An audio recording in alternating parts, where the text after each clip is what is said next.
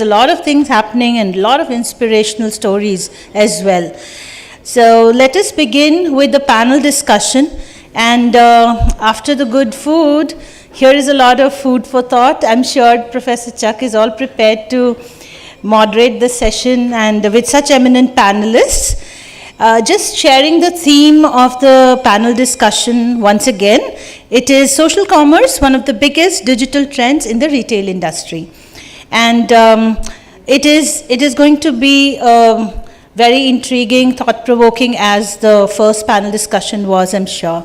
So one of the biggest digital trends in the retail industry, social commerce, gives the same mall-like experience when consumers are browsing their social media feed.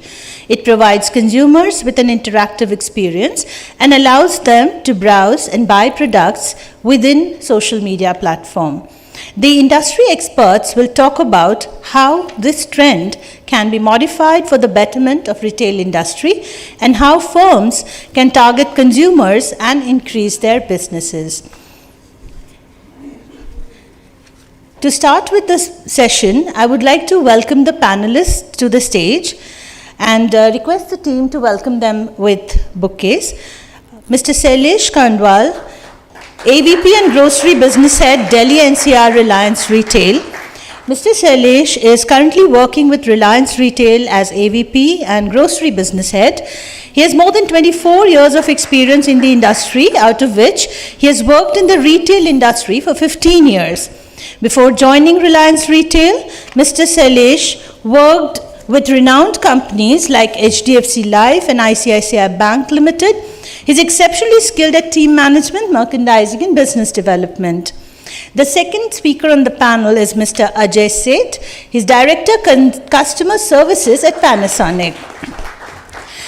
Mr. Ajay has more than 29 years of experience in the consumer durable and retail industry in the companies like Samsung, Reliance, and HSIL Limited. He's a result-focused and effective leader with proven abilities to turn around financially troubled companies.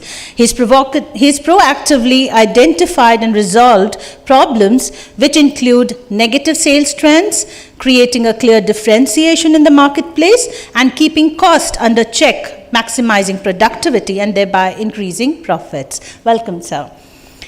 The next on the panel is Mr. Swapan Datta, Independent Strategy Consultant and Sourcing Agent, Messrs. Zadley India Private Limited. Mr. Swapan is an apparel and retail industry professional with over 32 years of experience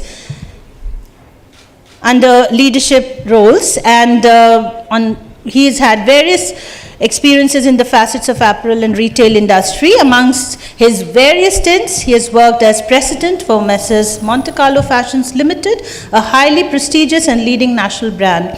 He was also a part of the management team which launched the Italian sportswear brand Lotto and the iconic brand MTV Style in India.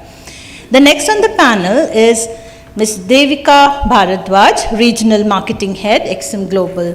Ms. Devika has spent the last decade immersed in social media marketing and e-commerce. She heads the marketing presence for XM, a global trading platform, as the regional marketing lead for India. Devika is also a shoe designer and founder of her own e-commerce footwear label, devikabharadwaj.com. She further helps small businesses and freshers kick off their marketing journey as a mentor and coach at Marketing Launchpad. She did her MBA in Retail Management from KJ Somaiya Institute of Management, Mumbai, and has also attended University of Vasa, Finland. Welcome, ma'am. The next eminent panelist today is Mr. Gautam Saraf. He's the Chief Human Resource Officer, Ferns and Petals. Mr. Saraf's career of over 20 years is marked with big transitions at periodic intervals across industry and function, always moving forward and in the process of unlearning and relearning the ropes of the new game.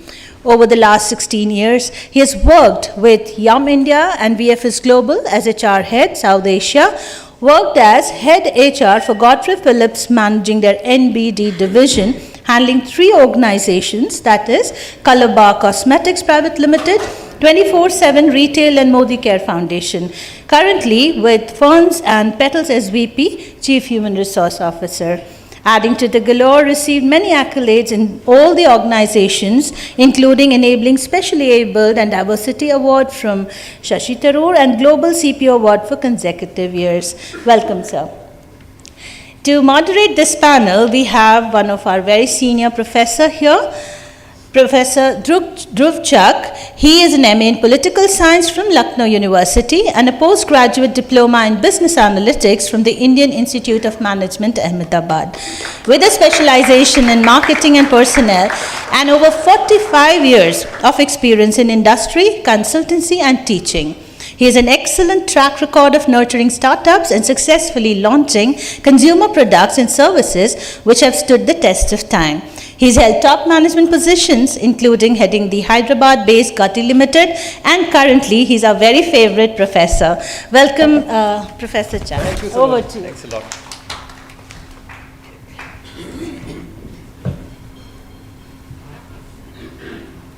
So, can I flag it off? Okay, great. So, thank you so much, Saloni. Very good afternoon to everybody here in this post-lunch session.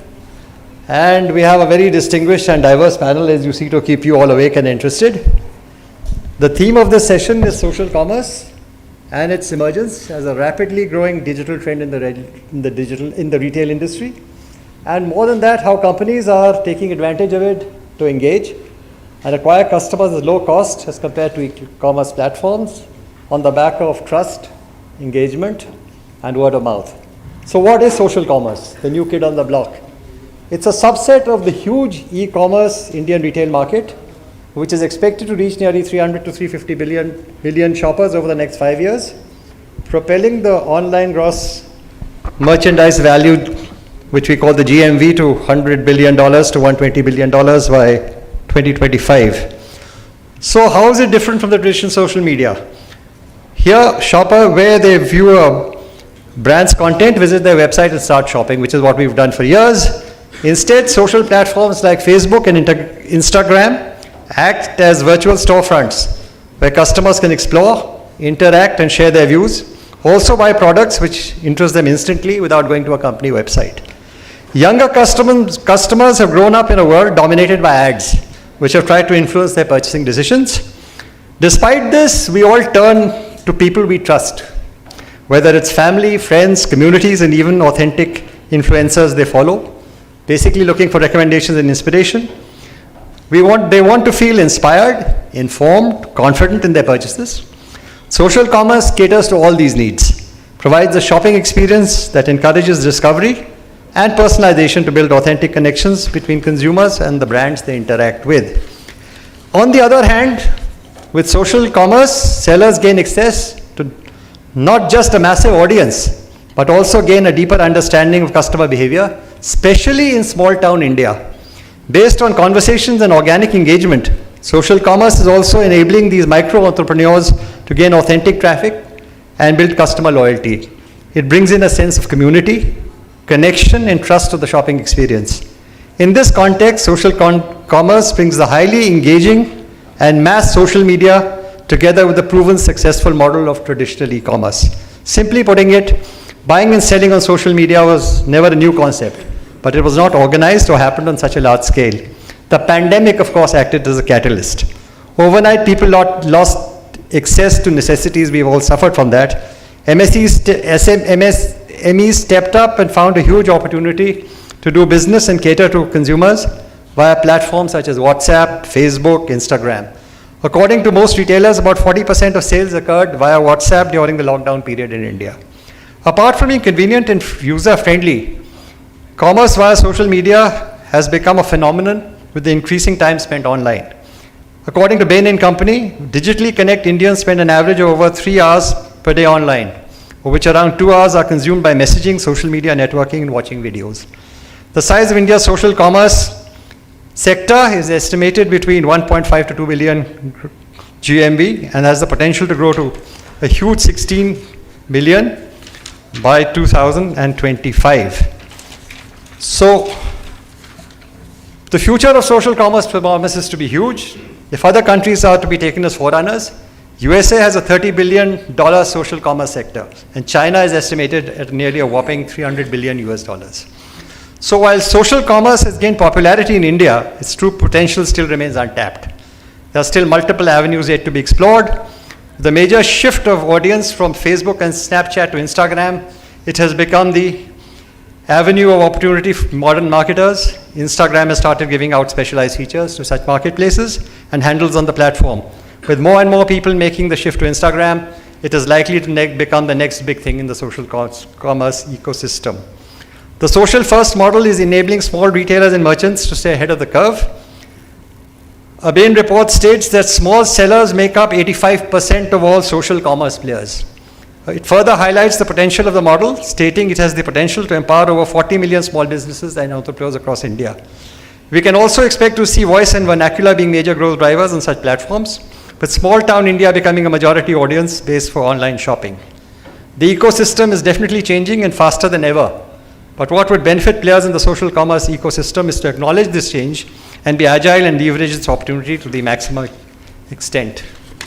We have very limited time for us. We have a stellar group of panelists for you.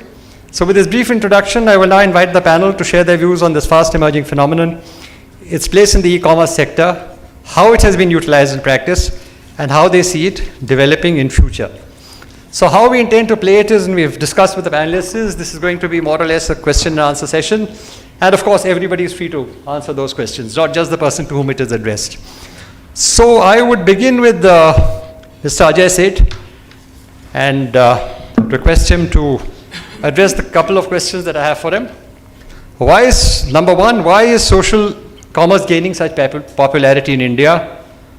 And why is it good for the country as a whole? What are its latest trends? And are there any basic do's and don'ts associated with this kind of commerce? So many. Any order you like? Okay. So let me try to summarize my answers. Pandemic has been a great catalyst, as mentioned by Mr. Chuck also. And we have seen what has not happened in 10 years has happened in 1 year. Example, the number of internet users have just doubled in 1 year. It's about 85 crores people in India who are using now internet. Number two is 5G. And number three, pandemic has, I'm not commenting on the loss of human lives. I mean, that has been very sad and bad part of the pandemic. But pandemic also on the other side has opened a Pandora of opportunities for us. And one is, of course, the social commerce. And I personally believe that while there are many so-called positives which Mr. Chuck has mentioned about social commerce, while we'll talk it out later, but there are certain caveats also to social commerce. It's not that everything is rosy around social commerce. So coming to why it is good for India, the answer is, my estimate or my recommendation is pretty straightforward. The next India is in tier 2 and tier 3, and where is what everything is happening around social commerce. And there are women entrepreneurs, there are manufacturers who are now directly selling on to social media platforms.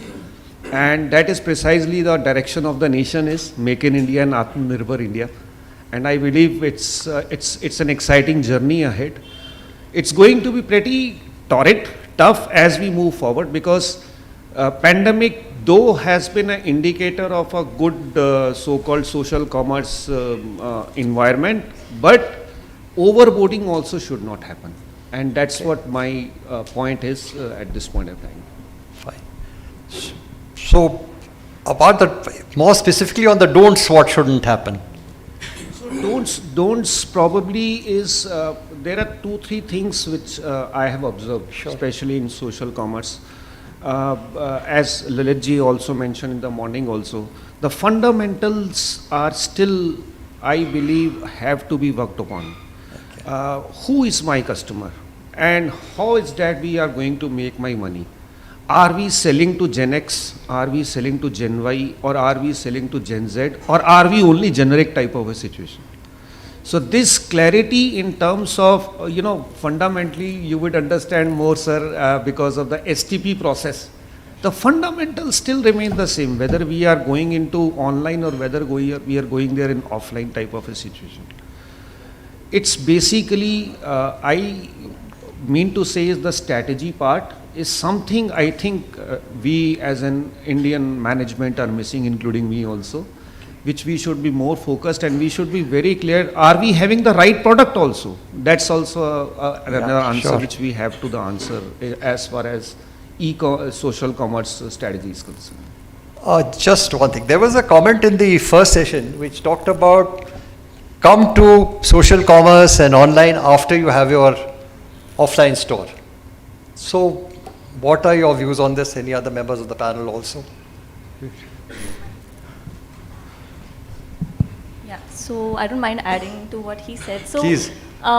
we see a lot of brands, right? Like that have an offline presence that were forced due to the pandemic to go online. I mean, jo dikhta hai wo bikta hai. You had to suddenly go digital or be forgotten. Absolutely.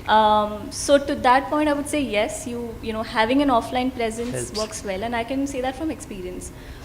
During pandemic, I was working for a pro audio company.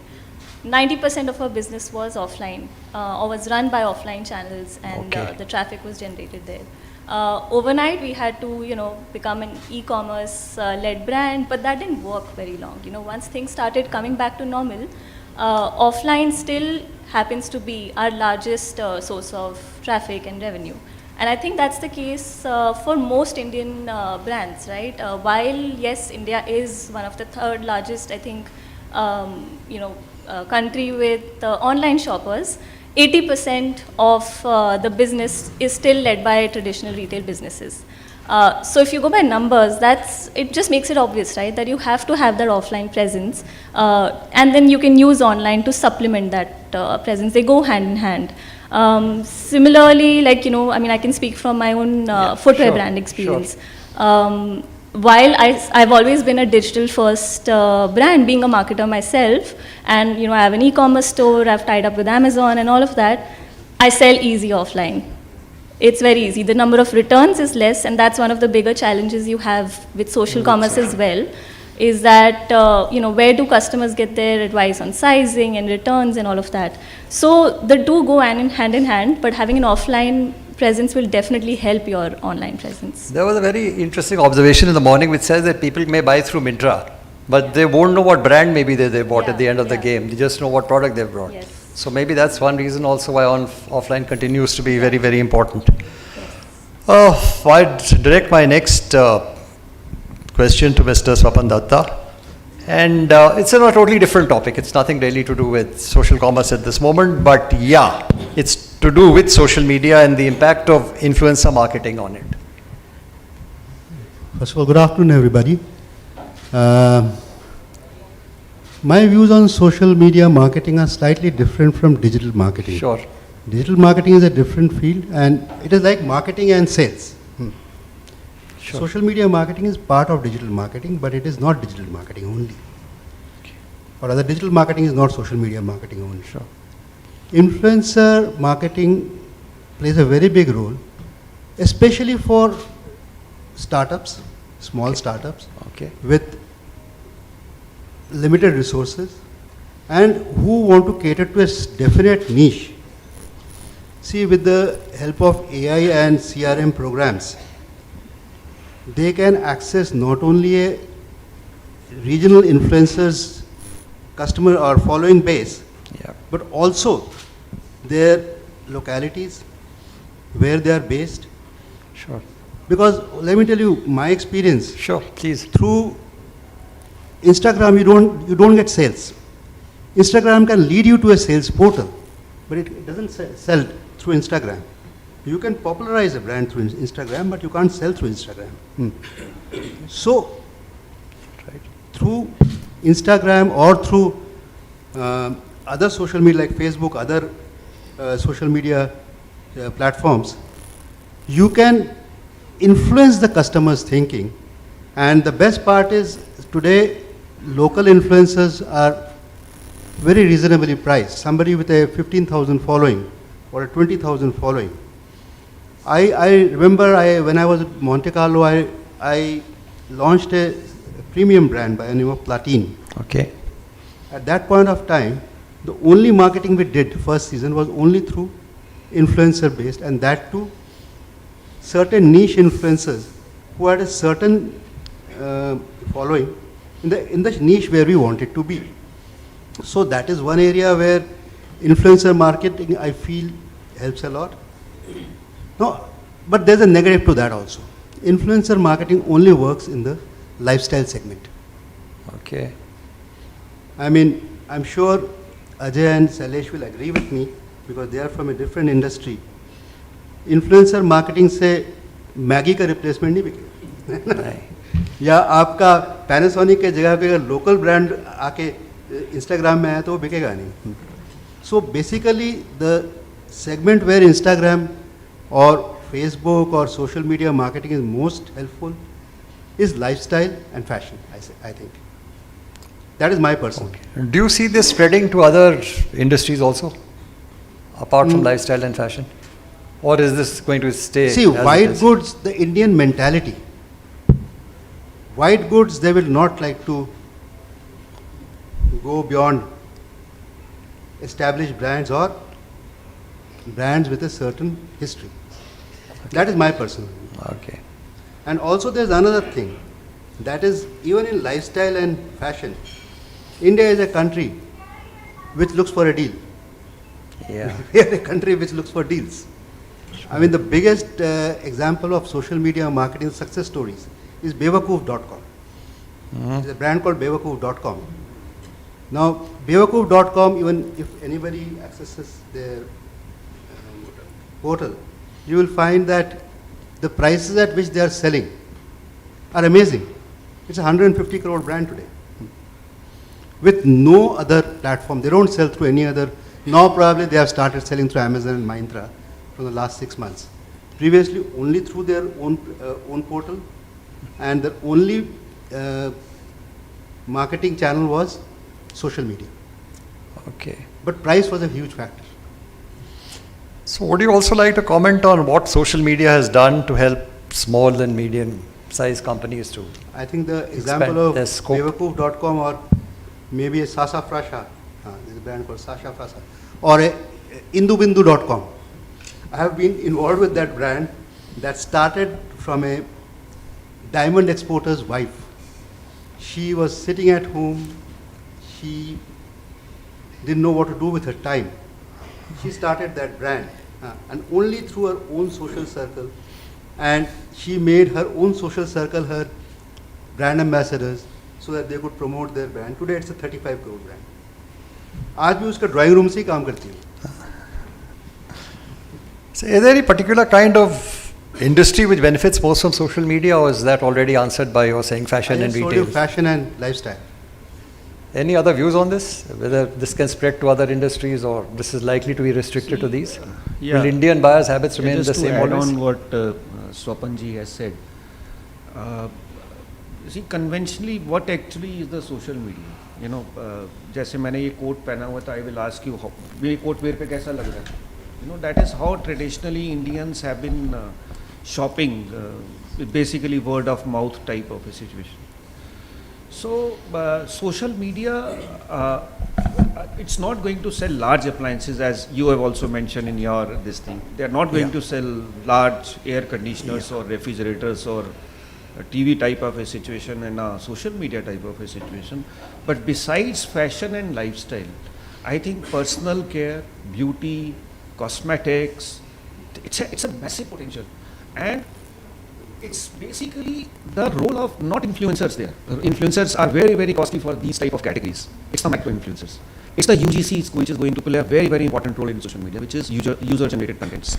So I think the road ahead is pretty exciting, rocking, and Gen Z and millennials, I'm not going to buy anything from social media for sure, but definitely we are past tense in any case. So, but in the room there are lots of young people sitting here, and Gen Z is definitely in social media, they are not going away. Okay. So I'll, yeah, sure, please. Please, absolutely. All of you are free to please. I fully agree with what Ajay just said. Probably I missed this point. That certain categories like cosmetics and health products hygiene products. They are not just influencer based. They are also the permutation, combination of the product, the usability of the product, and the contents of the product. I think that makes a difference with the product. Like Wow Cosmetics, there is a brand which has come only through the social media platform only. They're also doing wonderful business.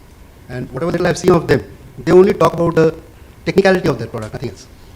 I have another question on this, which is basically, a lot of us buy on the web. We've been doing it for ages. But I've never used Instagram or any of these things to buy. My question is there any way of converting people like us to sort of use these platforms? Yeah, no. If I can take that one. Sure, So please. I think Ajay sir answered that. Like you have to know your demographic.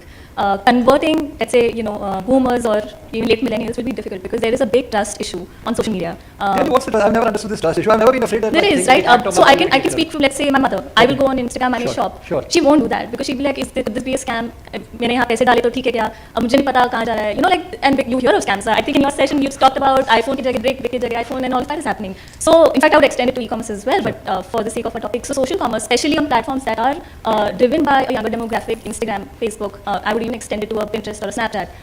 Your audience pool is a younger audience. So tell me how safe is the social commerce platform? And why can't, if It's really as safe as your any why other. can't it explain this to a larger audience? It's not about explaining, right? Your challenge is, like you said, there are many.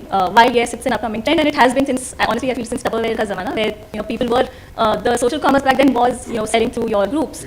So it has existed since a while. But again, trust factor was big, right? You had some Seema auntie, calling me saying these air dabbas are amazing, buy it, which is to influencer marketing from somebody you're following online. So that's why I said that the trust factor is important. And secondly, I don't expect an older demographic to shop because you're not just talking about getting them to shop online. You're talking about them being active online, being on Instagram. I'm pretty sure all the students here spend at least 4 hours on Instagram a day. They're spending that much time consuming content, learning about things, products, and they're getting so much exposure, which again an older demographic won't. So getting them to convert is honestly probably not worth your time because it's a long shot. I tend to agree with you. I don't want to be interactive on a website. I just want to buy it and get done with Exactly. it. So that is going to be one of the challenges. The other is again like something that everybody's addressed. Your ticket size has to be small. You can convert an audience if they don't think twice about selling a product that's 500,000 rupees. But the moment you say here are shoes for 10,000, nobody's going to buy it. They are going to ask a lot of questions, and return rates are through the roof, almost 30% in the e-commerce space versus a 9% in offline. So you have those battles and those challenges. So while yes, you have to be, you can't miss out on the trend. Dikta hai, you have to be on social commerce. Sure. But scalability, I'm personally not very sure of. There are too many challenges. Fair enough. So my next question is to Mr. Shailesh Kandwal.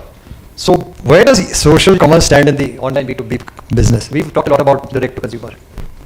See, broadly, if we look in the online business, e-com business, so there are two sources. It is website, and second is app on mobile. And still in India, if you see, the larger component of online business is still via website.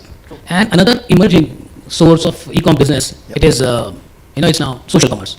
Social commerce actually makes e-com business available on social media platforms. That further, it's extending the e-com business companies' reach and towards the customer audience and the customers. So as Mani was talking, the difference. So I trust we all understand the difference between direct marketing and direct selling, right? So when the focus is on direct selling, right? So obviously when you talk about direct selling, so the focus is absolutely 100% on selling. At the same time, we have direct marketing. So direct marketing is basically to get response that may eventually lead to a sale, right? So when we talk about these two, as you mentioned initially, that website and app, this could be the kind of direct selling, right? And our social commerce is direct marketing. So it's not that somebody sees for 100 times. It depends on the company how they make it. They want to it could be used. It's seen by 100 times, so the buying is 3 times. Only 3 out of 100. It could be even 3 out of 1,000. So that's the way it goes. It is not about direct selling. So the concept is completely different in social commerce. Would somebody like to share examples of companies which have really taken up social commerce in a big way? In addition, I said, would somebody like to share examples of companies which have taken up social commerce in a big way to supplement their normal kind of business? So, I know again in the healthcare, personal care, Be Minimalist, they're a brand that's largely driven on social media. While it's not a direct example, but Yeah, I would sure. like to say that Meesho is a great example, right? Meesho is superb. They were the #1 app for the longest time. They're the best example of a woman boutique chala rahi hai and she's selling on me. That opportunity, that scale that they could do was great. And they have been largely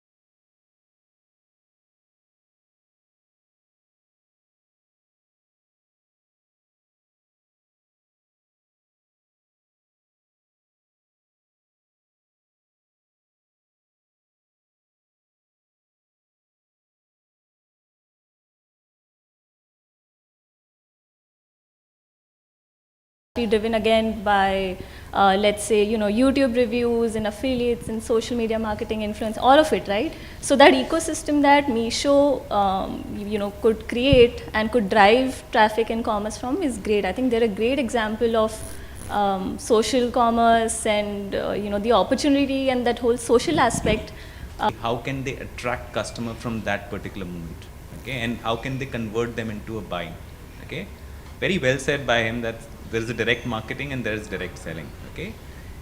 There are, if you look around, most of the people, how do they approach their customers have completely changed, okay? We were looking at expecting a customers to come to a broker house or to an offline stores, and then we expect him to, then we are supposed to showcase them, okay?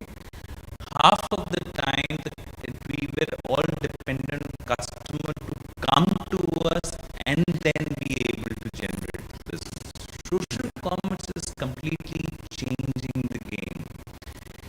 If I know who's my TAM, okay, who's my target audience, okay, I can actually pitch them the product which I know that there are high probabilities where they're gonna buy that. Okay.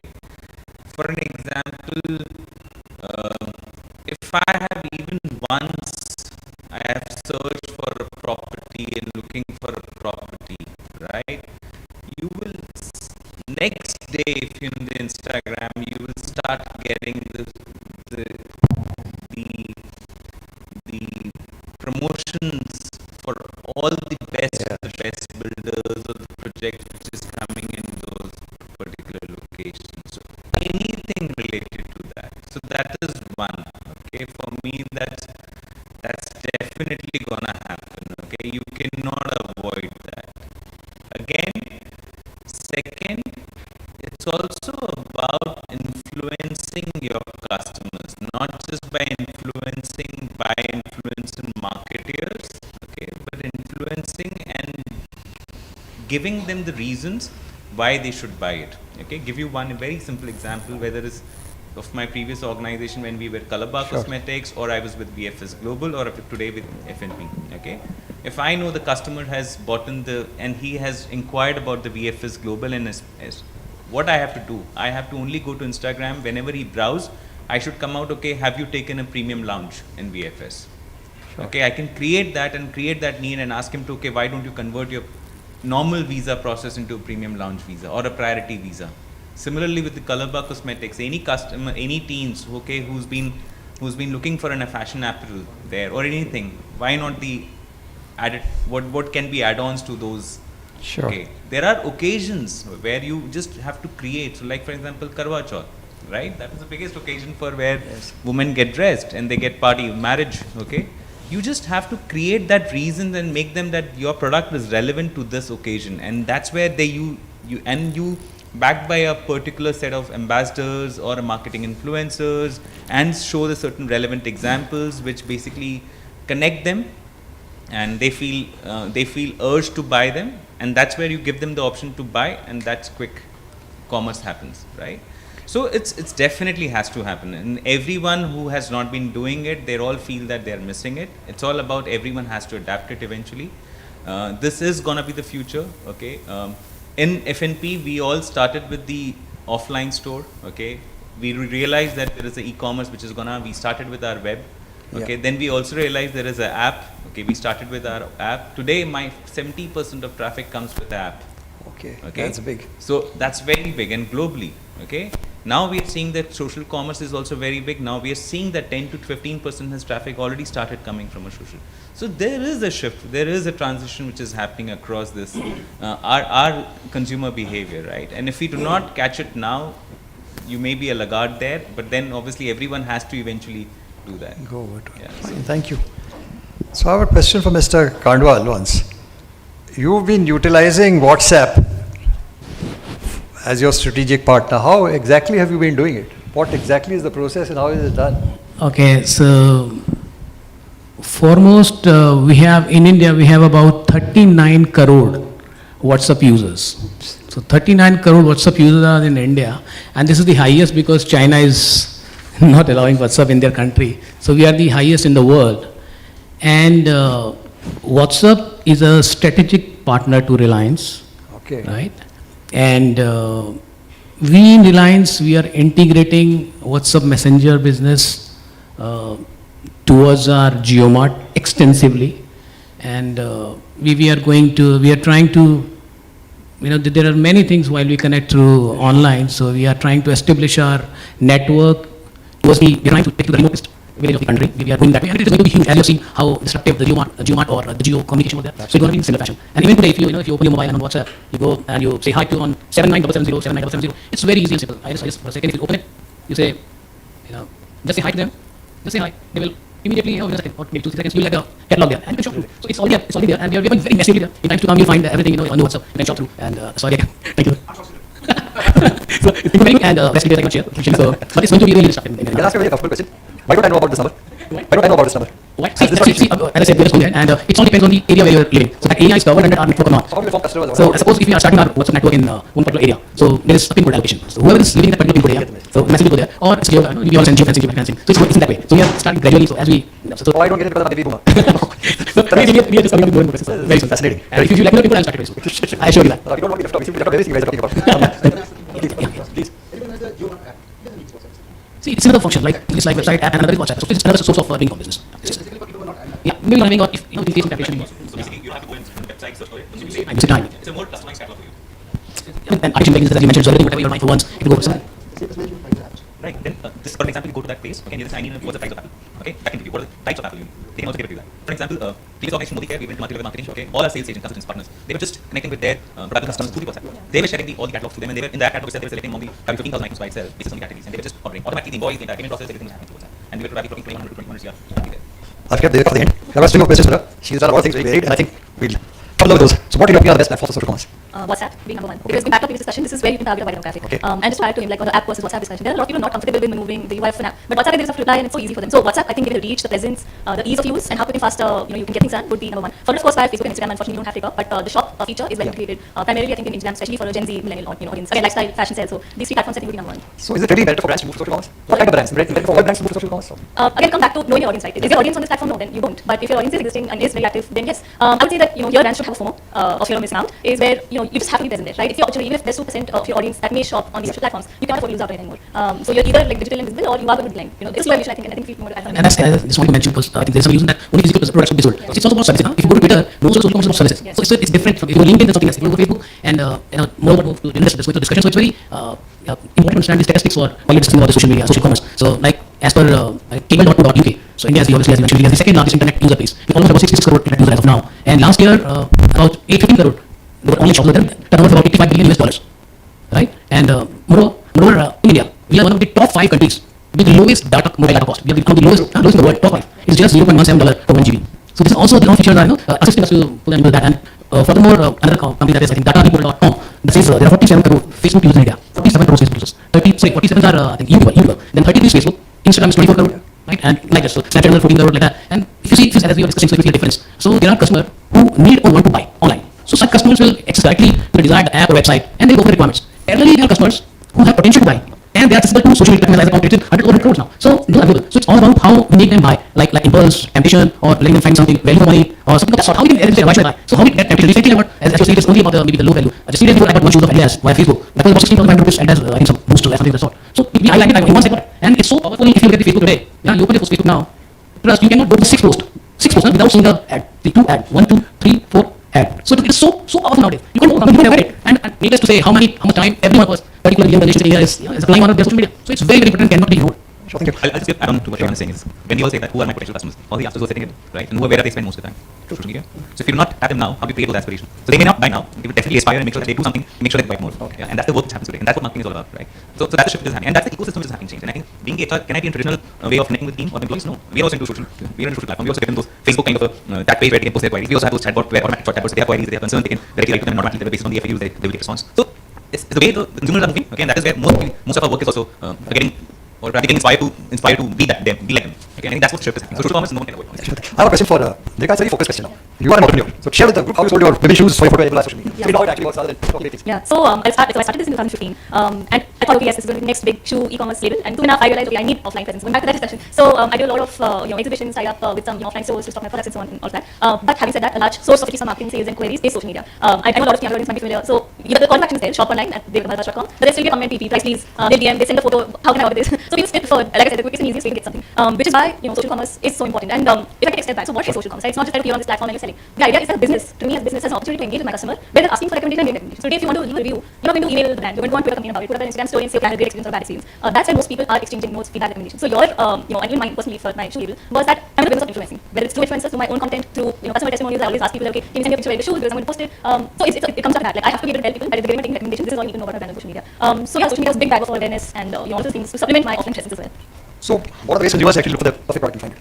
What do they actually do? So I'll answer this differently. What should brands be doing to make sure the customers can find For that it? Yeah. So one is obviously your content and conversation, right? Like I said, you're engaging with your customers. So what you post, do you give them a photo to talk back to you? It could be any WhatsApp chat, it could be automated Instagram DMs, it could be anything. But point is, you just can't afford to lose out on not talking to your customers, whether it's through the content that you publish or whatever it may be. And getting a little technical, why social commerce also works. While our advertising costs have gone up for digital, the cost of acquisition on digital is still, in my opinion, lower than your offline retail. So you may be spending more and getting more customers, but your actual cost of acquisition is a lot lower than let's say it would have been 5 to 7 years ago. So that opportunity is something that brands can't miss out on. So whether it's through content, whether it's through paid media, the ads that you see every 4th, 5th post, you have to be seen by your customers, and that works, right? Because like I said, honestly, you don't even have to talk about it. You think that you product in the next Facebook is showing you the ad. They're so effective, and you have the opportunity to target your customers so well down to their age, to their interests, who they like, who they don't like, their economic group, their education. I mean, the targeting options are wonderful. So as a brand, you need to capitalize on all this, and that's how you make sure that the customer that's looking for your product or your service or your help is able to find you. So a little convoluted way, but I hope that answers. See, standard marketing talks about segmentation, targeting, and positioning. It's which stage do you do your targeting?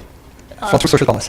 So how do you get your segments right? How do you sort of know this age to this age? So This age depends to what this stage age? of your business you're at, and I'm hoping, like initially you may not, you start off assuming that okay, if I'm selling women's shoes, first of all it's women. I sell a lot of high heels and more fashionable product ideal for a younger demographic. So that's my age segmentation. Okay, my products don't cost less than 1,000. So I'm looking at slightly more niche kind of an audience. So that's one way of going at it. But if you've been in business as long as you know a lot of brands have been, you have customer data. You know who your audience is. You know where they're buying, where you're getting a maximum number of orders from, where you get your highest ticket sizes from. I mean, let's just for example say Surat. There may be just 1,000, 10,000 people ordering, but the value that they give me is high. So hopefully you have that kind of data available, and you should analyze that data. Like if you don't know your customer, you fine-tune as you go along. exactly fine-tune. So that's how at that stage you start targeting better. And she just mentioned one very important point here, because when we have something on a website or an app, so there is something called assortment. What we have, what we can offer to the organization, to the customer. So there is a wide range where the customer is supposed to serve. However, when we are talking about social media, right, the social commerce, then we can make it personalized. Because as I said, we know the age, we know the interest, and we get to know it's being updated every day. Artificial intelligence is so nice that it's getting updated every day. What you want to today, what you want. So I think it could be personalized. That I need not offer a person 20% because the age is so. I will be very personalized. That's another benefit of social The media. impact is not even limited to EIs. It has gone beyond EIs. It has to AR now. What we're looking at, right? So 142 minutes is what is the average visiting time on social media. And the question is the intent is to shop? Yeah. The clear intent, the clear answer is not visible. I mean, it's not clearly audible that if Gen Z is, okay, Gen X, you find shoes understandable. Gen Z visiting Insta or visiting FB, intent is to shop? It's a big question mark. To me, it's a very big question. The intent is not to buy. It's a very, very confused mind. It's an impulse I think mind. that's a generational problem. They are such a consumerist generation that their intent may not be, but this looks nice, let me buy it. Well, I want to the one point to your discussion that India, being in India, we have such wide population and such, as you just mentioned about the social media users. So we need to block our mind, okay? Because I tell you our example, long time ago in the United States when we were in the online business. So we thought of starting the newspapers. It's not newspapers. It's not. Previously we were selling in tap. Then we put up drums and we started selling news. As per my mindset, I thought,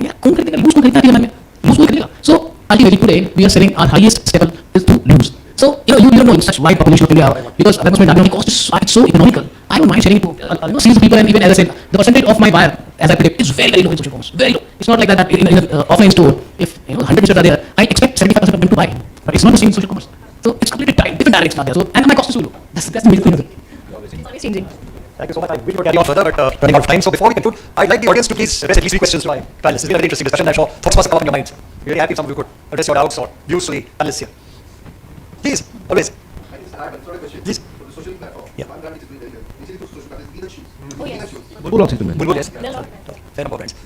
Like Sota Sarees, I don't know if you know, they started on social and then moved to other, yeah. Any other questions from this audience? There's some questions there. I haven't actually got to sleep, so there's some people there. One more, I mean, yes, loose staples are doing much better than sauce. That's Yes, loose staples are, GST is low. GST is low, You can touch and feel the Rajma and this thing if you are of that nature. And women and men above 35, they have learned this. Please The introduce rice, yourself Dubar, Tibar and all. before asking your question. And who is it addressed to? Okay, so hello everyone, Swapnil Arora this side. So in total we have 2 marketing strategies, that is pull and push, and in my perspective, social media marketing and digital marketing is more inclined towards the pull marketing. But nowadays, as we are seeing that frequency of social media marketing and digital market is increasing. Like if we consider YouTube, we see 2 to 3 ads if we don't purchase premium. And in Spotify, we also witness that thing. And in many of these social medias, like Sir also mentioned, that we cannot go to the 6th or 7th post without witnessing any ad. So, like,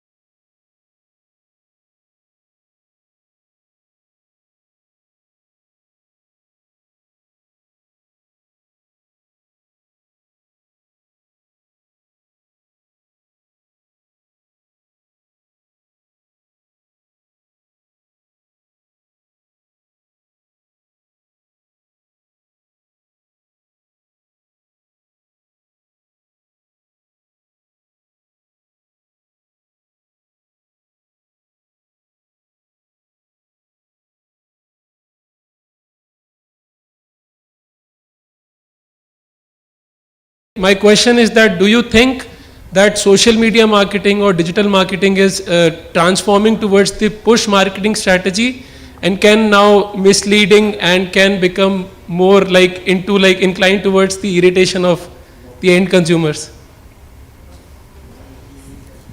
In terms,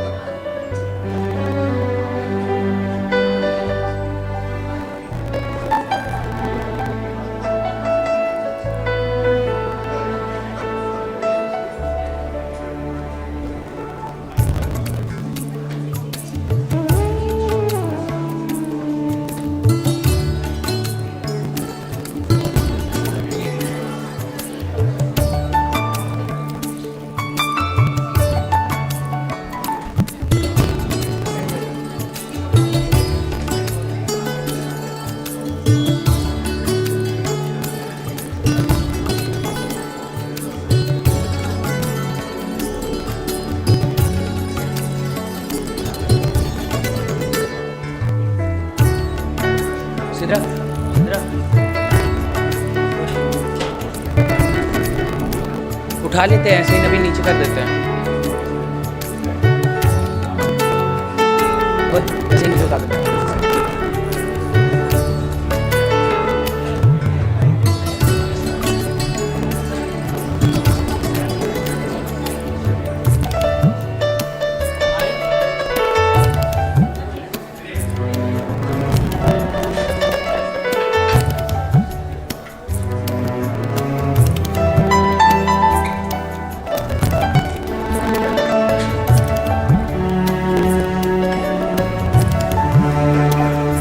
Thank you for maintaining the decorum and with a lot of patience you've been waiting for, I think, one of the most interesting segments. They have a wonderful competition lined up and we don't wait longer. So I think we're ready for the competition. Participants ready? Can I see where participants are? Okay, fantastic. And is it ready? Yes, so we have with us in the competition segment, the MN Mr. Mata, Ms. Manikovi and Mr. Mata, all set. So hand over the segment to Nikesh, take over stage and get it going. Feeling privileged to host this competition. Retail in Detail is a challenge event by BIMTech, aims to gather students from across the country for a thought-provoking exercise. We received 170 plus registrations from top B schools including various IIMs, NMIMS Mumbai, Symbiosis and many more. Let me just brief you about the rounds that were happened during the competition. The first round of the competition was a quiz competition to check the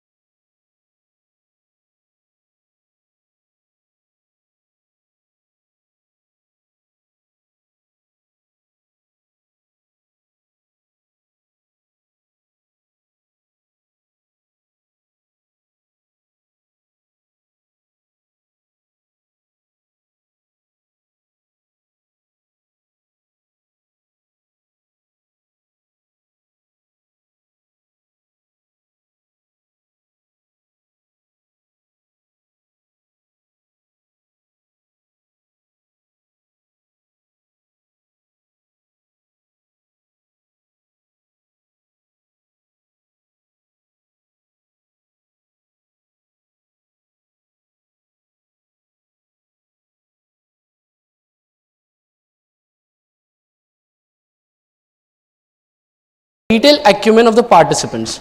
20 teams were selected for the second round. The second round was a case-led presentation round for which case was released and the participants were supposed to present the solution for the case-led. For the third and final round, 5 teams have been selected. The case-led for that solution is now going to be presented. The winning argument with the cashier.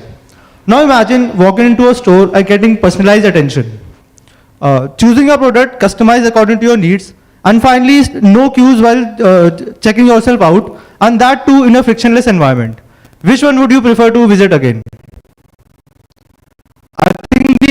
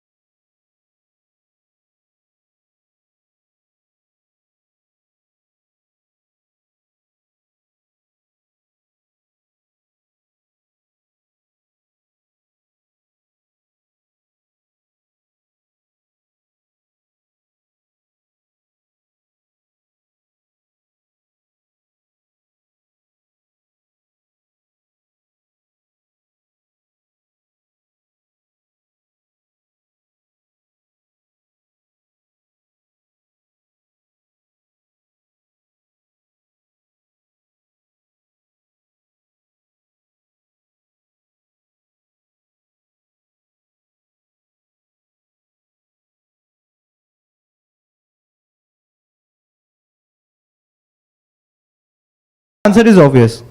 This is the future of advanced retail in India. There is a world of opportunities for brands to cash in on expanding the information they have and potentially increasing the experience of the shoppers. We all know that currently, still, though the physical. Talk about the situation currently in India. In India, people are reluctant to use self-checkout because it gets clogged with customers having to wait for help from the staff for assisting them in problems related to coupon and multiple barcode that needs to be scanned properly. Also, there are some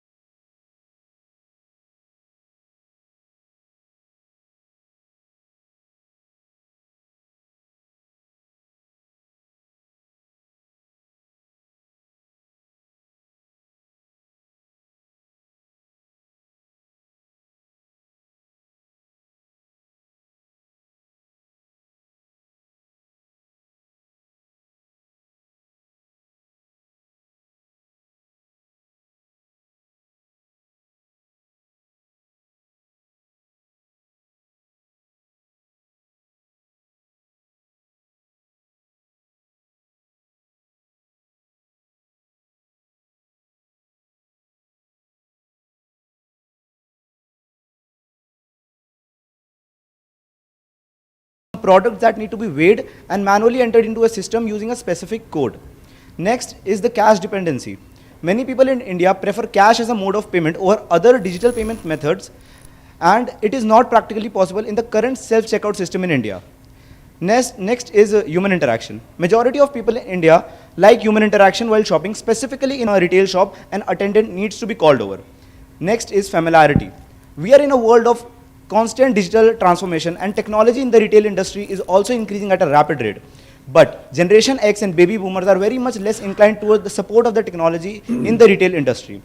Also, some of the attributing factors to this is the labor that is being expected by the customers isn't lowering the prices of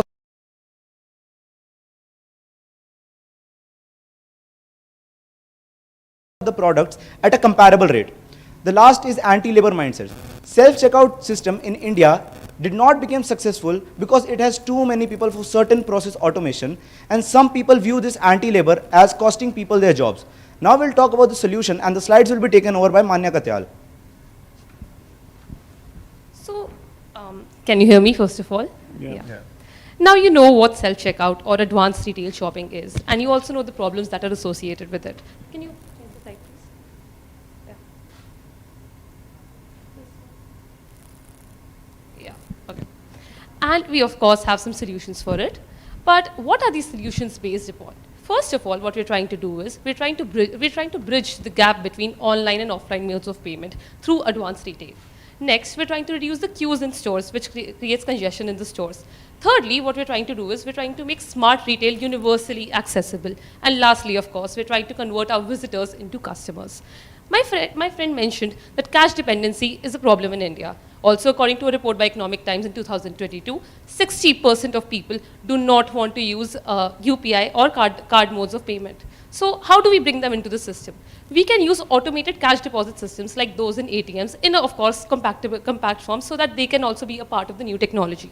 Next, we can use reward points. Now, people are very lazy. They don't want to do the work. They don't want to scan items and, pay the bills themselves and do everything for them. So, in order to promote it, we can incentivize them through discounts or point system. Now, this can be done till this becomes an obvious choice. Thirdly, we're talking about smart card. Now, the problem in India is that we're taking self-checkout system as the segregated option of smart retailing. We're not creating an ecosystem out of it. We need to create a way where people feel that this kind of a system is easy for them. So in order to do that, we can use smart card. Now, what a smart card is, you just take the item from the store and you put it in your cart. The cart automatically calculates the value and then goes to your final bill. Next is pay with me. Now we're talking about reducing queues in the system, so reducing queues at the store. So we can also have smaller counters wherein people can, if they have a smaller bill amount or smaller number of items, they can just go directly there rather than creating a long line on the final checkout system. Lastly, we're talking about the system where this kind of a system is creating a lot of job loss. That's what people believe, right? But I don't think that it's creating a job loss. I think it's actually upskilling them. Rather than having them as cashiers, you can have them as sales specialists. They can actually suggest people what the better product could be. And this would also reduce the problem of human interaction. Next slide, please. Now, what we've done is, we've kind of also tried to put our solutions into a visual format. So if you look at the entire graph, you look at the entrance of it. So as you enter the store, you have two options. You're either using a smart card system that is scanned, or you're using your mobile phone, which could be scanned. You can scan all the items and the final product would be there at the final checkout system. Now, after that, you have a product locator. So if you want a product, you can search it and the smart card would beep or your phone would beep whenever the product is close by. If you still can't find it, you use your sales specialist. That is better utilization of your human resource so that they can find the product, they can suggest you. If your total number of items in your cart is small, you use a pay with me system, unless otherwise you go to the final checkout system. Now we have three types of checkout system. First, of course, is the smart card. You go to the RFID scanner and amount gets deducted. Next is the cash-based RFID, where you have a final bill and you use the cash mode as a payment. Thirdly, we cannot ignore the population who does not want to be a part of the system, and then we use the man-based system. We have also taken some technologies that are currently used, such as the collect from store. This is basically you order or reserve an item and you collect it from the store. So this is being used at Zara and Nike Speed Shop currently. The idea for our presentation is that you do not segregate a specific thing and call it advanced retail and expect people to come and use it. You make it easier for them, make the customer the king, and let them be a better judge of how these systems can work. Thank you.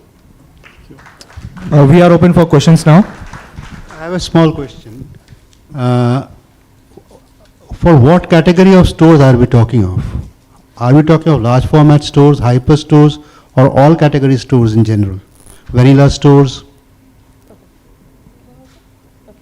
So, sir, in specifically the class model which we've taken is, it's kind of a retail store, supposedly like Decathlon in our case study that was mentioned. So you have kind of a system where you can put it there.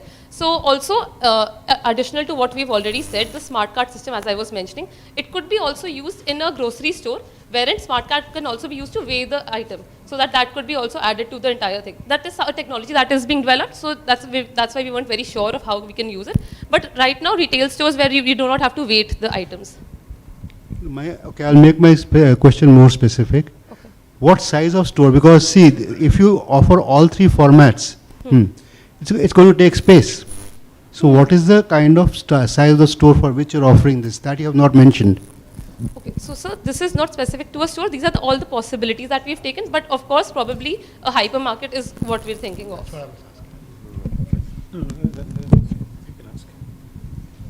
On the lines of Decathlon, or it could be any other merchandise, but kind of store, that size of, right. And the footfall, similar. Hi guys, you did well.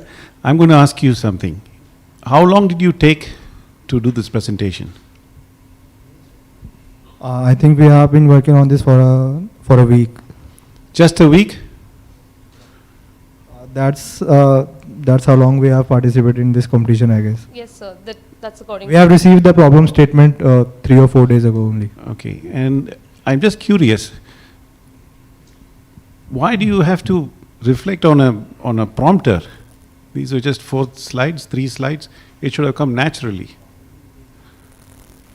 Actually, it was graphical representation and some numerical digits. We only viewed at the slides for those figures and the graphical figures presented by Manya. Other than that, we were fully prepared for the presentation. Perfect. And just for the records, I still like cues. Thanks anyway, well done. Thank you. Thank you.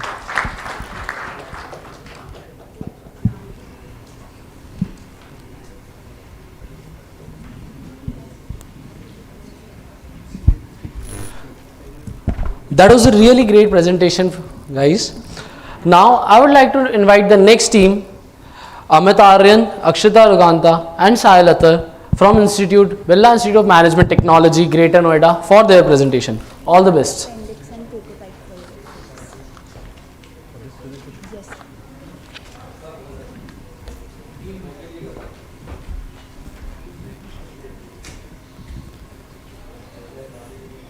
Shall we start? So you can see on the slide, why is my friend trying to run away from the barcode that symbolizes auto checkout? Does it mean anything? All right. We are Team Maverick from BIMTech. I am Amit, along with Sahil and Akshita. We are going to present to you solving the line walking dilemma. And here we start with our presentation.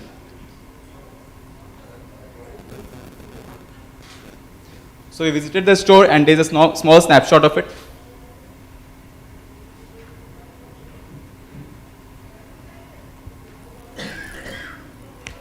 All right. So first, before we begin with our presentation, let us talk about the in-store customer journey and the gaps that exist. We have broken down our presentation into 3 terms, that is gap, the rationale behind the gap, and the impact that it has. So let us begin with the part where customer enters the store. First of all, he is simply not aware that such a thing like self-checkout exists. Why does it happen? Because we got to the data and around 80% of the surveyed customers were not aware of this SEO option.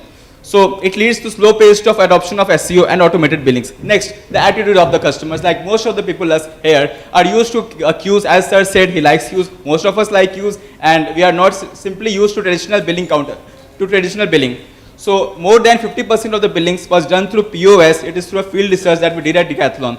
Next is accessibility. So many of us are simply unwilling to download the billing app. And also, we face technical complexities, as we face that 37.5% of the stores that we surveyed didn't have working internet connection and data network. Next, the behavior. Shoppers believe in interaction with the staff for better experience. We also have like something called persuasive discounting.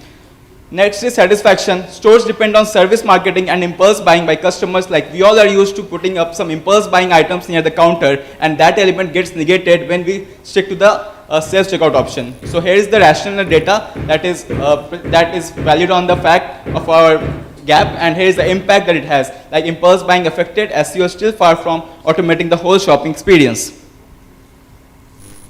Now, since we are talking about technological disruption in the industry, let us understand from a retail landscape perspective. So for that, we have used certain kind of illustrations.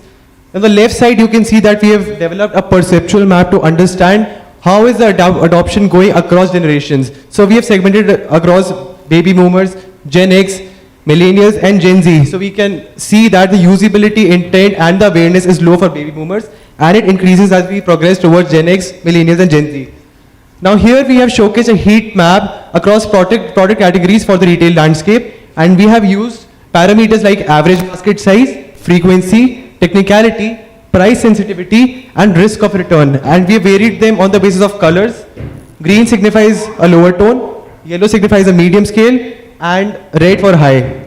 So for that, we came to the conclusion that feasibility for categories like convenient goods is high, for electronics it is low, for apparel it is on the medium side, and for the luxury goods it is on the medium side, and for sports the feasibility is high for such kind of adoption.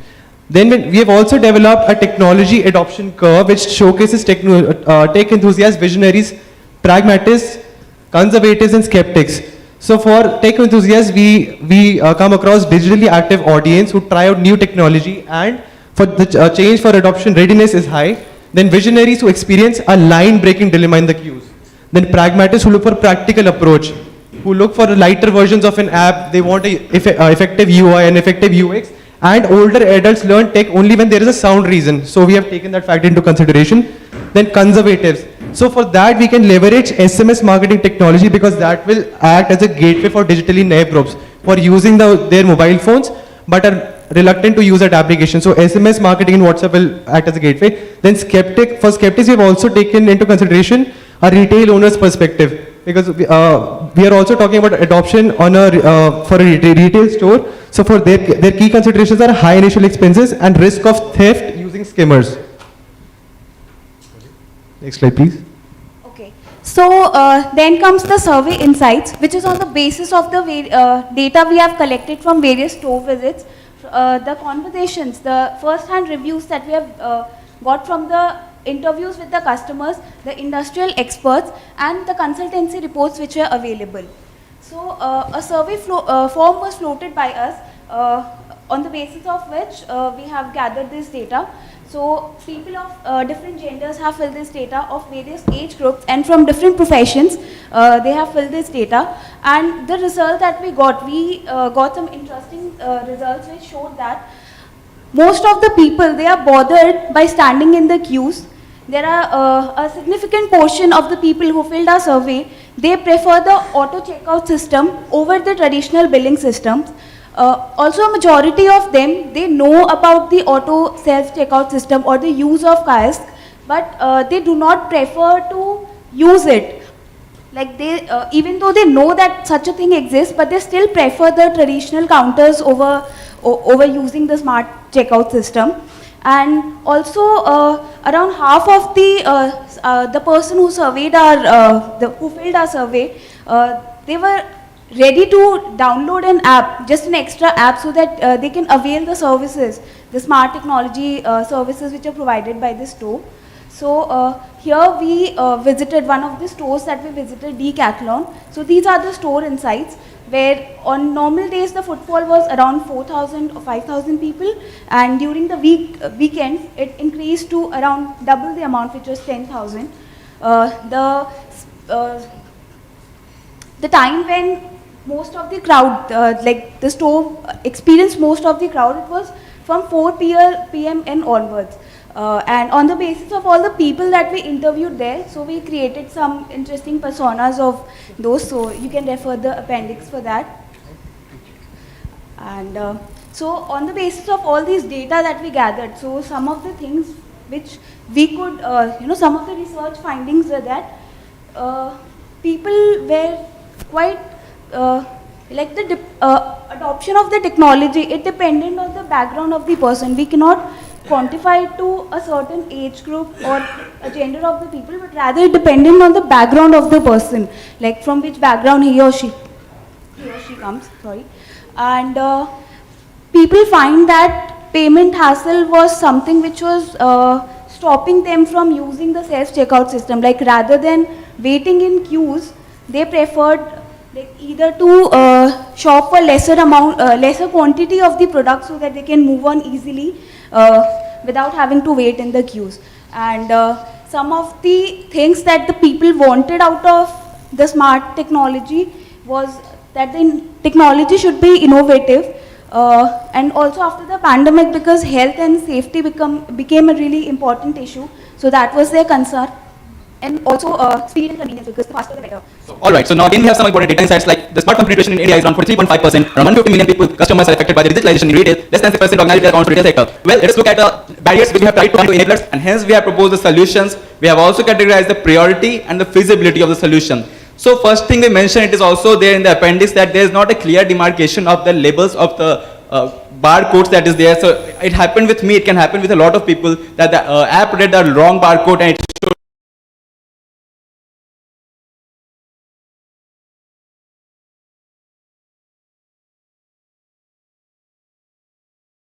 that no product detected. So clear demarcation and labeling is very important, ensuring seamless connectivity and Wi-Fi in stores. Our solutions are basically very much feasible and street smart, like you can focus on the small things first rather than jumping into a greater idea. The hassle-free UI, a prototype of the hassle-free UI has been given in the prototype page that has been presented to the judges. Cash payment option in store, since we interviewed one of the ladies and she said that I prefer cash while shopping. Next barrier was cost and value. We have tried to turn it into an enabler. We can incentivize billing app install and for first time checkout from the app, credit payment enablement, referral systems, linking the self checkout with different digital wallets. Like currently there are only 2 or 3 digital wallets were integrated, but we can also link with Amazon Pay, MobiKwik. There are a number of digital wallets present.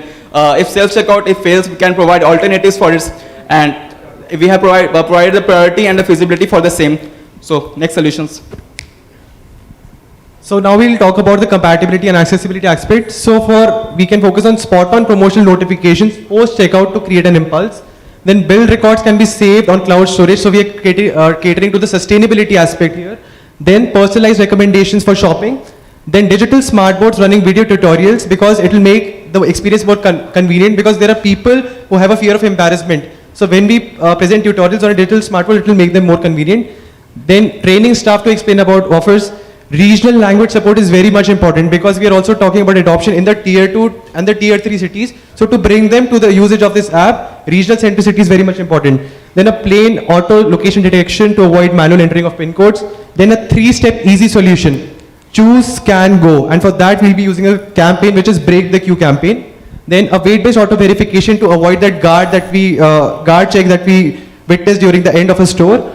Then in-store navigation with voice-based directions through the application, because during a store, when we navigate through a store, we find it difficult to locate a certain product. So these will help us and reduce the in-store time that we use. Then a 3E campaign, which is efficient, economically, eco-friendly. Smart shopper tags for the SEO billing. Increased frequency of store announcements to make it more clear that we are using such kind of technology. Usage of staff on front desk. Retail chains can start up with pilot projects, and they can come up with a phased adoption mechanism, so that they are able, so that the fear of failure is neglected. And that's all from our side. So to conclude, we should adopt a sustainable approach, and we should look from a stakeholder's perspective, which is very much important. Thank you. So everyone should elevate, change, evolve. Thank you. This is Team Mavericks. Will you field some questions, or you're confident that everything was fine? Just wanted to ask that I think you have extensively done your research and done it quite thoroughly. But I wanted to understand, what was the area you chose for your research? Sir, area in terms of like the people that we use for research. Geographical Yes, sir. area, yeah. Sir, firstly, that the people that we categorized we chose industrial experts who were in this domain, which like cyber security and AI. We wanted to know their opinion. Apart from that, we also went to retail stores, not only Decathlon, but we went to stores like H&M. We also wanted to understand their opinion on technology adoption, and we were seeing what are the queuing problems that they are facing. Apart from that, we also surveyed among the normal consumers who are there. So we floated the survey in a college and outside the college also. And these were the research areas, and also consulting reports, which are very much important, which were able to tell us what are the trends that are going on in the industry. So we basically took the help of Deloitte's report, technology report on the retail landscape. Sir, to add to it, like we went to Decathlon store, which is located in Noida, which is a posh locality, but we also chose to visit some areas in Greater Noida and Ghaziabad location, because there is a differentiation in the kind of economy that exists. No, the reason why I'm asking this question is because when we talk about metros and NCR areas, basically satellite towns to metros and state capitals, there the customer mentality, their customer buying patterns are different than if you go to a tier 2 city. But tier 2 cities are also, today the focus is more on tier 2 cities than on tier 1 cities. I can give my personal experience from Bhatinda, where I had more sales than some stores in Delhi. Exactly, sir. But most of the techniques which we are suggesting, do you think will be applicable in Bhatinda? Sir, right, sir. Sir, for that I have an example for you. For example, like when we went to that Decathlon store, we could see that there is no interconnectivity issue. Yeah. Meanwhile, when we go to a city like Bhatinda, there could be an issue that the technological outreach that the network issue could arise at that point of time.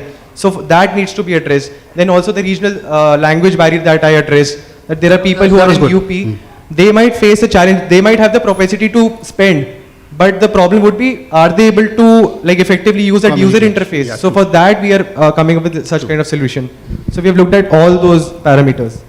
How confident are you with the statement that the footfall on a weekends are 8 to 10,000? Sir, we interviewed the Decathlon staff himself, and it was his perspective. Like he told us, like just double check it. Sure, sir. Sir, that yes, we will do. Just you guys did wonderfully well. So thank you. But if I have to give you one parting advice, just go slow on the presentation. You were like getting a train to catch. The first act was like I didn't understand nothing. You know, your saving grace was the lady who brought it all down and got you guys now you're all okay. All your initial nerves have been relaxed. So the next team that is coming, please go slow so that I can understand. I'm not a very intelligent guy. Very well presented. Thank you. Thank you so much.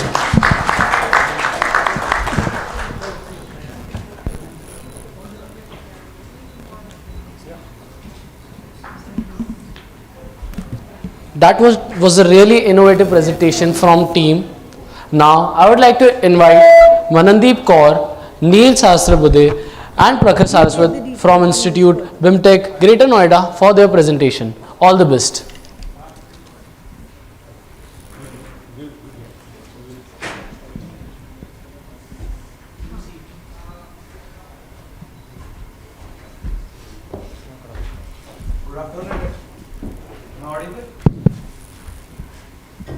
Hello. Yeah. Good afternoon, everybody. We are Team ACES from BIMTech. Sorry. So yeah, before we start on with our presentation, I would really like to thank BIMTech for organizing this retail summit and creating this competition. Just by participating in it, we had a chance to really explore our boundaries. So thank you so much.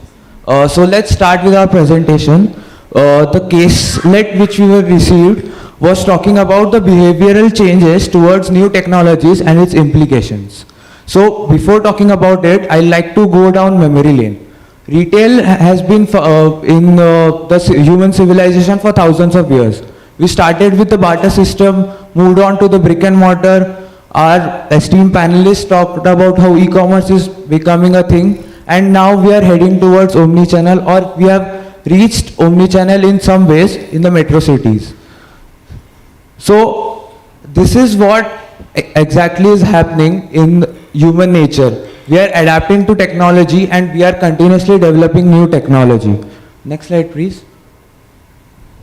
So let's talk about the current scenario which was explained in the caselet. Large retailers are moving towards technology-driven processes like self-checkouts, scan and go technologies.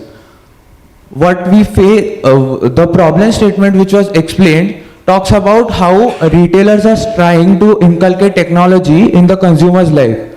Yet consumers' behavior is a bit reluctant towards adapting this technology. We have a visual representation when we did a field visit. If you look at the picture, the left side of the counter is a self-checkout and the right side is an assisted checkout. This picture was clicked on 28th November, which was in the evening in a DLF mall. What we can see clearly is that the self-checkout is empty and the customers are lining towards the assisted checkouts. What is the store? DLF, Decathlon store, which we visited. So, because the case study talks about the scan and go technology of Decathlon. Before I ask my friends to continue, I would like to just set the tone of the presentation forward. What we did is we visited different stores, we gathered some ground level insights, we created our strategies on how we can implement them, and we have created one prototype for the same. So now I would like to ask Prakhar to continue the presentation. So thank you, Neil. So before we moving further, I would like to ask our technical team to play the video, please.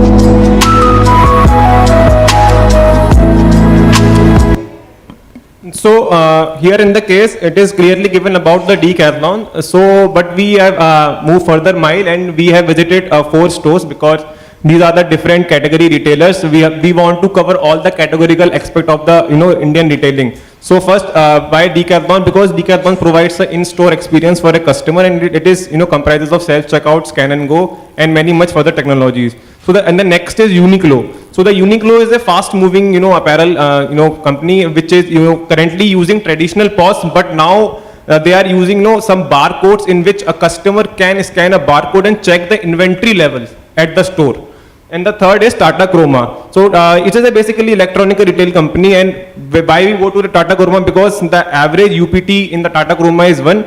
So we want to see how they are using the traditional POS, but there we have found out that they are using the handheld POS system. because the UPT is one, there is no much needed for long queues there. And the fourth one is Marks and Spencer. This is basically a premium segment under RBL, and they are basically developing a website for the omni-channel. So the based on our groundwork, we have suggested some of the insights. So these are the ground level insight. We have found out that among the 10, if there are 10 customers at the store, the 3 to 4 customers are accepting only, they are using only cash. So it means it is clearly contradicted that they can't use self checkout because these technologies can't accept cash at this point of time. So the second is also the average time taken for each billing process is to be 3 to 4 minutes, excluding the waiting time. The third insight is consumer attitude. So what consumer, when we interview the some customers as well, we have found out that they think that traditional POS is perceived be faster than the self checkout. They think that the self checkout and all these technologies are too much, they are not hassle free, and they think some human error can be done by them and they can be finding trouble. So the fourth point is retailers POV. We have interviewed various sales staff, store manager also. So where we found that even after deploying such advanced technology, consumers still expects assistance from the store staff. That is why there is one more reason that we have studied that why IKEA failed in India right now. Because it's it's asked for the customer to assemble, and customer have a tendency that why would I do this kind of work. So the next will take over by the Manan. Thank you so much, Prakhar. So basically now we have talked about what we have gathered through our research, what is the customer thinking, what is the retailer thinking, and how we as managers, future managers can devise certain strategies to ease out the process. So basically the case talked about that customers are very reluctant towards the use of technology. So technology here is not a problem because building a road is of no use if there are no skill drivers. So you need your customer, you need to aware your customers, you need them to adapt to the technology to grow further with the technology. So the first strategy that we have talked about here is in self-checkout. Self-checkout is already there. What can be done here is, as Prakhar talked about, 30 to 40% of people preferring payments through cash. So what happens is that they particularly get out of the league of using self-checkout and they don't go that side. Because when we visited Decathlon, there the store staff asked that whether you want to pay by cash or by card or UPI. So the people who want to pay by cash are assisted towards the assisted checkout.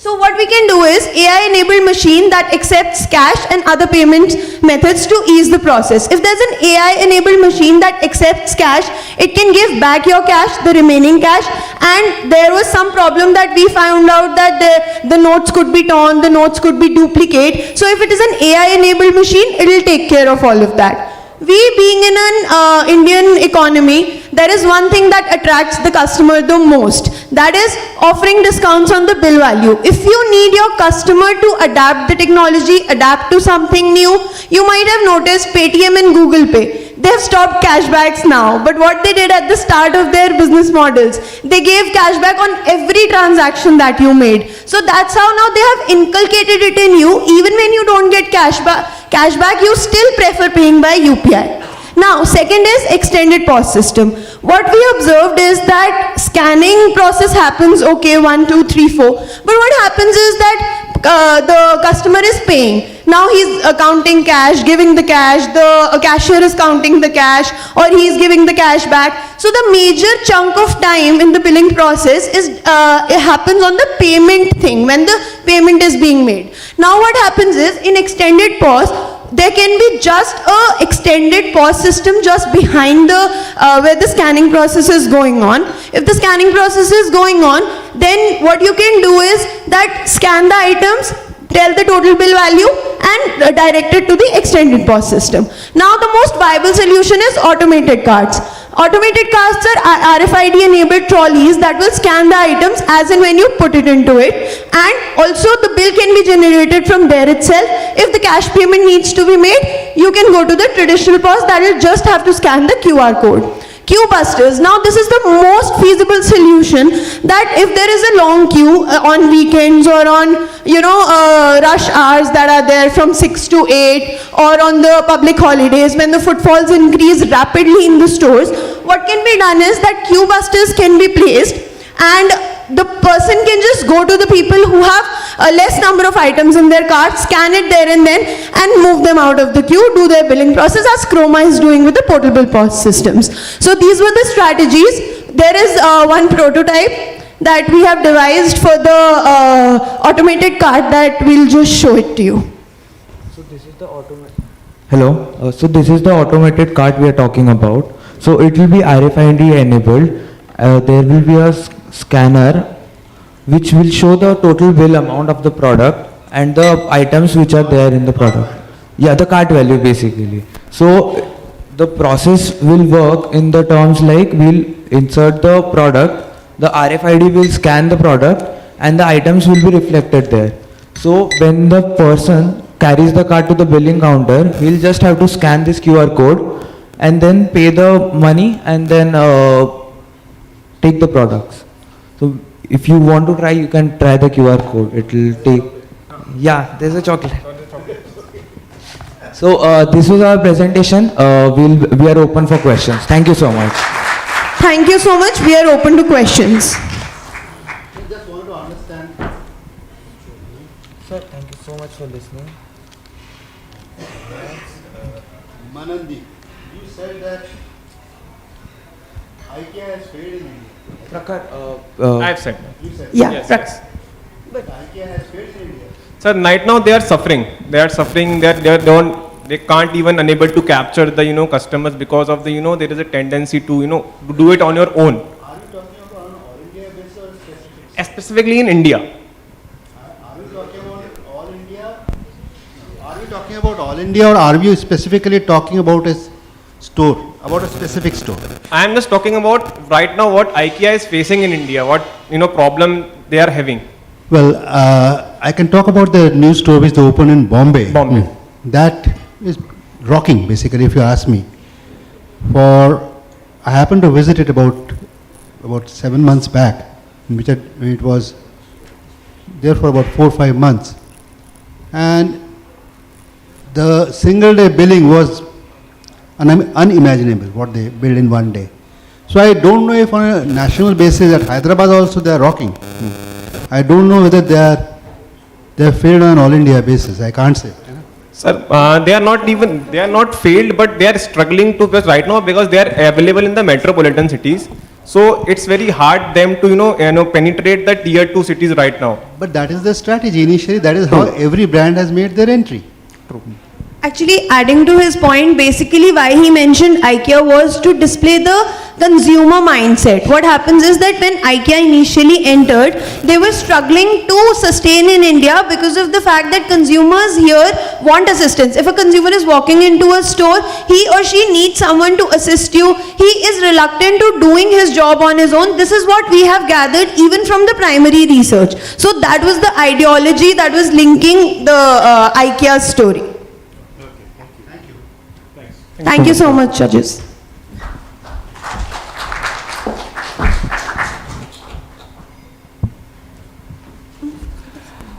I must say that presentation was a really engaging one. Now, I would like to invite Shreya Agrawal, Apurv Raj and Shivangi Agrawal from the Institute NMIMS Mumbai for their presentation. Thank you. All the best, team. Thank you, Jinkesh. Can we have the presentation, please? Hi, esteemed judges. Due to my peers' placement process today, they weren't available for today, but they have a short message for you. Can we have the video, please? Hi, I'm Shivangi.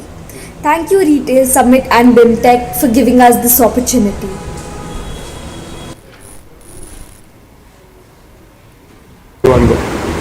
Hi, I'm Apurv, and I hope you like our idea and presentation. Okay. So let me Hi, start. I'm Shivangi. Yeah. So coming to the background of the case, in this case, we are trying. I'll be trying to bring the perspectives of from Mumbai regarding the scan and go technology. We have heard a lot about what's happening in North. So let's move to Mumbai now. So scan and go technology is basically a simpler, convenient, and a faster way of making customer experience regarding the billing process better. So what were the issues with the traditional checkouts? Where the processes were slow, especially during festive seasons or discount seasons. There were longer waiting times. And the payment methods were quite inflexible. Either it was cash or credit cards. And finally, due to the pandemic, there were hygiene threats regarding contact payments. But with the Scan and Go, we are able to save these, rectify these issues by saving time, making quick payments, avoiding queues, and having a secure shopping experience. Now, it's a simple process. We download the app, the customer scans all the items that they have shopped, and finally they pay and they leave the store. That's what the idea is. Now, for what the opportunities for Scan and Go are basically in the departmental stores, hypermarkets, specialty stores, and convenience stores. In addition, quick service restaurants, cafeterias, bars, theaters, food courts also find a great opportunity over there. However, there are some industries which have a red flag, which are pharmacies, because of the various regulations that are there, and the electronic stores because of the customer behavior, which prevents them to shop for to easily shop high value items without any assistance. So for the target market for Scan and Go technology would be anyone above 15 to anyone in the age bracket of 15 to 65 who has a smartphone and is comfortable with performing digital payments.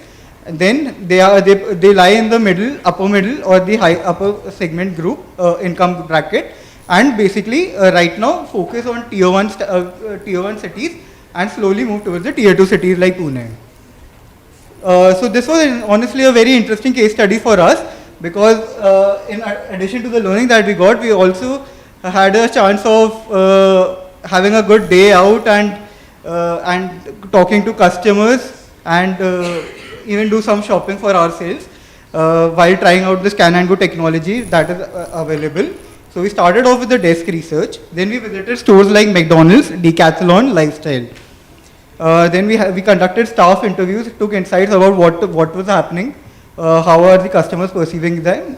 Then we also took an ethnographic study about how customers were behaving in front of a traditional counter vis-a-vis the Scan and Go counters. Then we took a primary survey of 73 respondents, which later got extended to approx 90 by the time of the finals. And finally, a focus group discussion with the group of female shoppers was conducted to gain some valuable insights. So based on the insights, we learned that currently 42% of respondents in India had used these self-checkouts. So which shows that it is still at a growing stage. Contrast to US, where this percentage is 77%. Now we also learned that Gen Z, in the new people, they in their 60% people, they prefer shopping without any assistance. So that gives us a huge opportunity for Scan and Go technology, and they would and if the queues are long for all the target population, 90% would be willing to switch to a Scan and Go payment method. Then the things that they wanted in a good Scan and Go method was a well-connected omni-channel opportunity, like the information what is available online should be matched with what is there on the Scan and Go counter.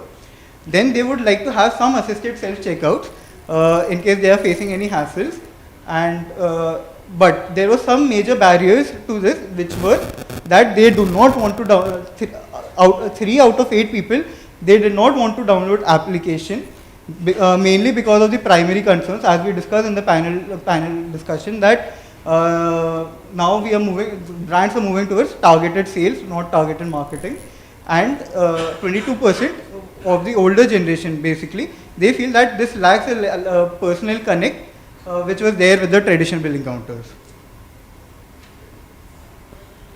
Yeah. So our solution, it traces through the complete customer journey from starting to make the billing payment to the final stage. So in the first step, we see that in Lifestyle, this was an issue which we saw in Lifestyle, that they like even in front of the counter, it did not mention that it is a self-checkout counter. So customers were not available whether there is a facility like this or not. And most of the self-checkout counters were located away from the billing desk. Again, so this was a major. So based on that, the solution that we provide is that we should install self-checkout counters either nearing to the billing counters or towards the exit for a smoother journey. Then, like I mentioned, that there is a huge barrier to downloading the application. So it is recommended at this stage that we should continue with interactive POS devices instead of asking people to download mobile application. And if there are loyal customers there, the POS should ask for their mobile numbers so that their rewards could be integrated within them. There were people who were facing major issues in scanning the items. And this was one of the insights which I was able to share with the branch manager of Decathlon. As you can see, they have just mentioned the QR code, but we don't know what the QR code is actually doing.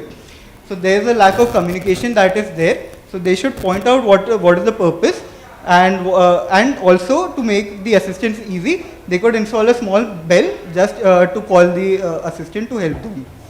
Then in McDonald's self-checkout center, we found that people were not able to track what was their total price that was happening, how much that each burger is costing. So this is one information that can be scaled through other outlets also, where details about expiry date, year of country of manufacturing, such could be mentioned before the payment is made, so that the customers can make their decisions. Then in the payment mode, we should be giving them more flexibility regarding the payment option. Like here in the self-checkout counter, we were not able to find the option of paying through UPI. And finally, the entire system should be integrated. It should not be like my mobile application. If I order something from my mobile phones, I'm getting it at a lesser price than what is being offered at the scan and go system. So here the prototype. Can you have the video, please?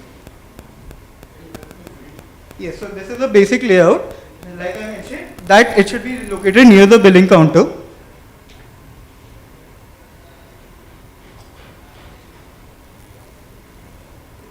Excuse me.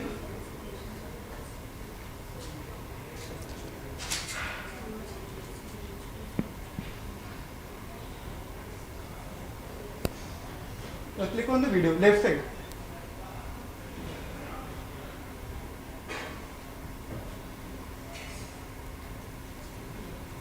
Yeah.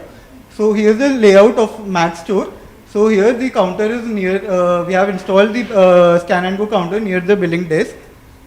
So here first there's a camera on top. It clearly communicates that here is where we have to scan the item.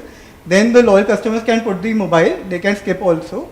Finally they have the option of taking a carry bag or not, and choosing offers. Then they can scan directly through the UPI code or through the card system below, and finally they can collect their items and the carry bags and then leave. Now for the roadmap part, we have framed a 1-year roadmap to implement a end-to-end scan and go system which integrates all the features that I've spoken about, starting with 2 months of installing more scan and go systems, because we really need to show that these features are available, and then working on the UI part later on. Then over the next 3 years, we can, like, by investing in these scan and go systems, we can see that in the second year there would be a investment loss that will happen, but we will be able to recover starting from the third year. And the scale would be greater, economic scales would be achieved greater as we move forward. And based on a competitors analysis, these are some of the KPIs that we were able to identify how they are measuring the success of scan and go systems. Now there are some risks associated to the scan and go systems, which are there are some threats of theft. Pilferage is high because people generally tend to forget some unscanned items. Then based on research, we found that shoppers having 50 items had a 60% chance of having an unscanned items, and then dysfunctional machines at times, if they are not taken care of, they can again cause operational issues. And then finally, then there were barriers to adoption of these scan and go systems. These issues can be rectified through having an additional layer of protection, including more security cameras, customer notices. Then for the unscanned items, we can go for a scan back go system where a front-end manual auditing could be done. Then predictive analysis could be done to analyze whether the system will be, how long would the system take to before it fails, and take corrective action. Then have a backup personnel who is skilled in billing, take up the counter in case there is an issue. And finally, we should offer initial incentives to the customers like gamification in order to attract customers to move towards the towards scan and go. There are some ethical considerations which comes with the automation, that are data privacy, the job losses, then the loss of human connections in considerate towards some digitally illiterate people. Then coming to the scalability, if we are able to achieve these issues properly, then the potential of scan and go systems could be applied to sophisticated public spaces like airports, duty frees, institutes, office premises. Then self-service kiosks could be set up. Brands could set up their omni-channel retailing where they could use these scan and go systems to order over here and have them delivered later on whenever they want. And then finally, for the marketeers, they can use it for personalized and targeted ad promos. To summarize, the most important thing is that rather than having a scan and go system right now, interactive POS would be a better alternate, as it will create a higher value effort matrix because of the higher barrier of adoption towards the scanner. Thank you. We are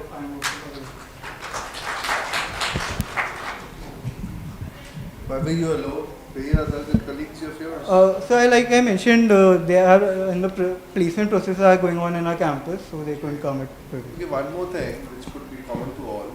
If both the systems, the conventional as well as the auto checkup, coexist, what will happen to the hard tag, which is on most of the valued items? Hello? Yeah. Sorry? RFID tags. RFID. The hard tag, which is named there normally on the all expensive items in the garments. Right. So RFID, most of these systems are based on QR, not RFID. Not all expensive garment in Lifestyle or Marks and Spencer, they are hard tag, the plastic thing which comes out of a. Okay. Yeah. So your question is, what will happen to? How do you remove that? How will you handle that? Yeah. So it basically is the same function that is happening currently. Once the payment is done, these scans, they are the IT part which is there. Once the payment is done corresponding to that item code, that gets deactivated, and that allows us the customer to move out of the store. That is the thing, that's the technology that is available. No, but if it is, even if it is deactivated, you need a machine to remove that, otherwise the garment will get torn. This is question to all the presentations in fact. There is a RFID grey color hard tag which comes out only by a set gadget. Does it come out by? Okay, I think I am getting the thing which you are mentioning. That is mostly you can find it in the electronics store. Okay.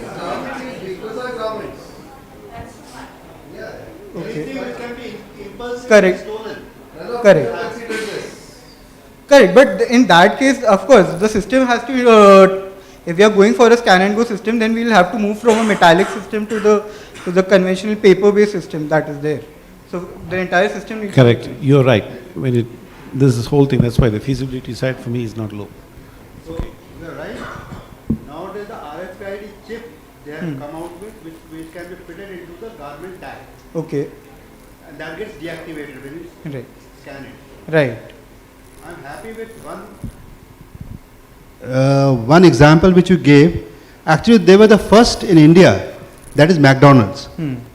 None of the other participants talked about McDonald's. Right. And I have seen McDonald's self-checkout counters from the last 7 to 8 years. Right. They have been there.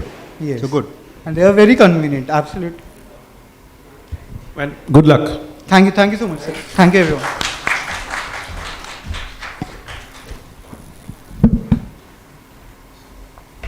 I must say that was a really wonderful presentation by Shreya. Next, I would like to invite Yash Gupta, Shubham Roy and Sakshi Manchanda from the Institute GLIEM Gurgaon for their presentation. Thank you.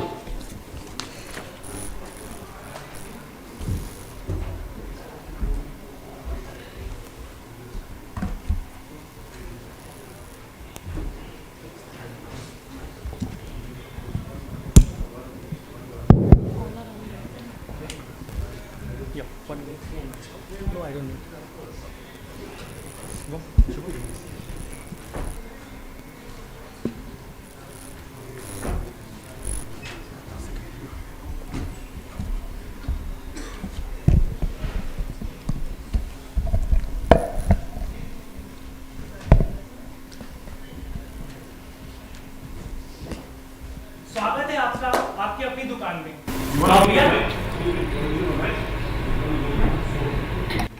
स्वागत है आपका आपकी अपनी दुकान में। Now we are going to present before you a small skit and then follow up with a presentation.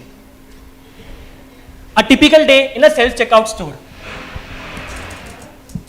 अरे यार, यहाँ कितनी लंबी लाइन है. How should I buy the product and do the payment eventually? Payment done. Easy. Oh, someone has done the payment. Let me check what it is. What did he actually do? Did he do something? What's the scan? What's the pay? There is no assistant also. I don't have time for all this. Let me read the product and go.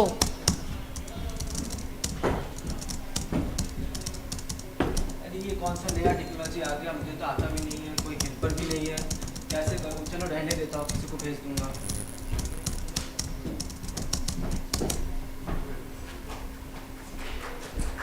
A very good afternoon to all the esteemed jury members and our audience present here. Today we are going to present before you our views on customer behavior adapting the self-checkout system within Indian retail market. Now, we did some research by our own, by secondary market research and by going the off-down levels as well. But before coming to that, let me explain to you why customers in foreign countries are adapting to the self-checkout systems there. So we did study some research papers and identify what are the ways or what are the factors that they like in foreign countries, in European countries towards self-checkout system. Some of them are their convenience that they find.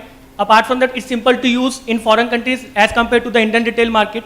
And apart from that, we did conduct a survey within our own college premises, and as well as we went to Decathlon store and Chroma store as well, where we conducted a survey and find out what are the problems they are facing in using the self-checkout systems there.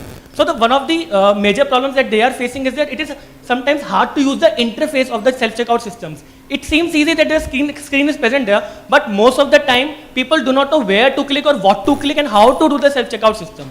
Apart from that, sometimes it may, generally what we are seeing is that it is congested kiosks. So people generally tend to avoid that kiosk to go there and do the self-checkout system, and instead think and they have the perception, okay, we will pay via cash only. And by using all these problems and identifying, we have come up with the solution, some of the solutions for that. Apart from that, we have also visualized the customer journey map during the whole process to identify what are the pain points, where they lie, and what are the design solutions that we can implement and use them. Next slide, please. Now, as I mentioned earlier that we went off the ground and conducted a survey. So there's a small video for the Decathlon store where one of our colleagues has went there. But the main issue that we have identified in Decathlon store is that the attendants themselves there are not allowed.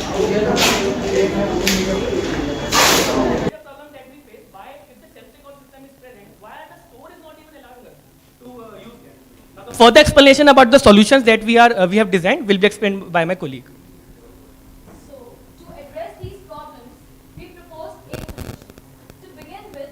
Suggest a RFID tag tray which would have a QR code scanner attached to it so that every product detail and the payment options are displayed to the customer, thus saving time and enabling efficiency in the whole system.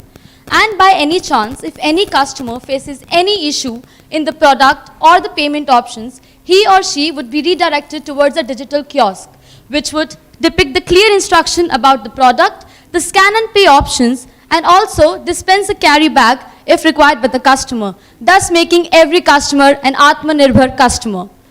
Coming to next, in India, there is one thing which is very valid and which suits the Indian consumer persona, that is discounts and promotions.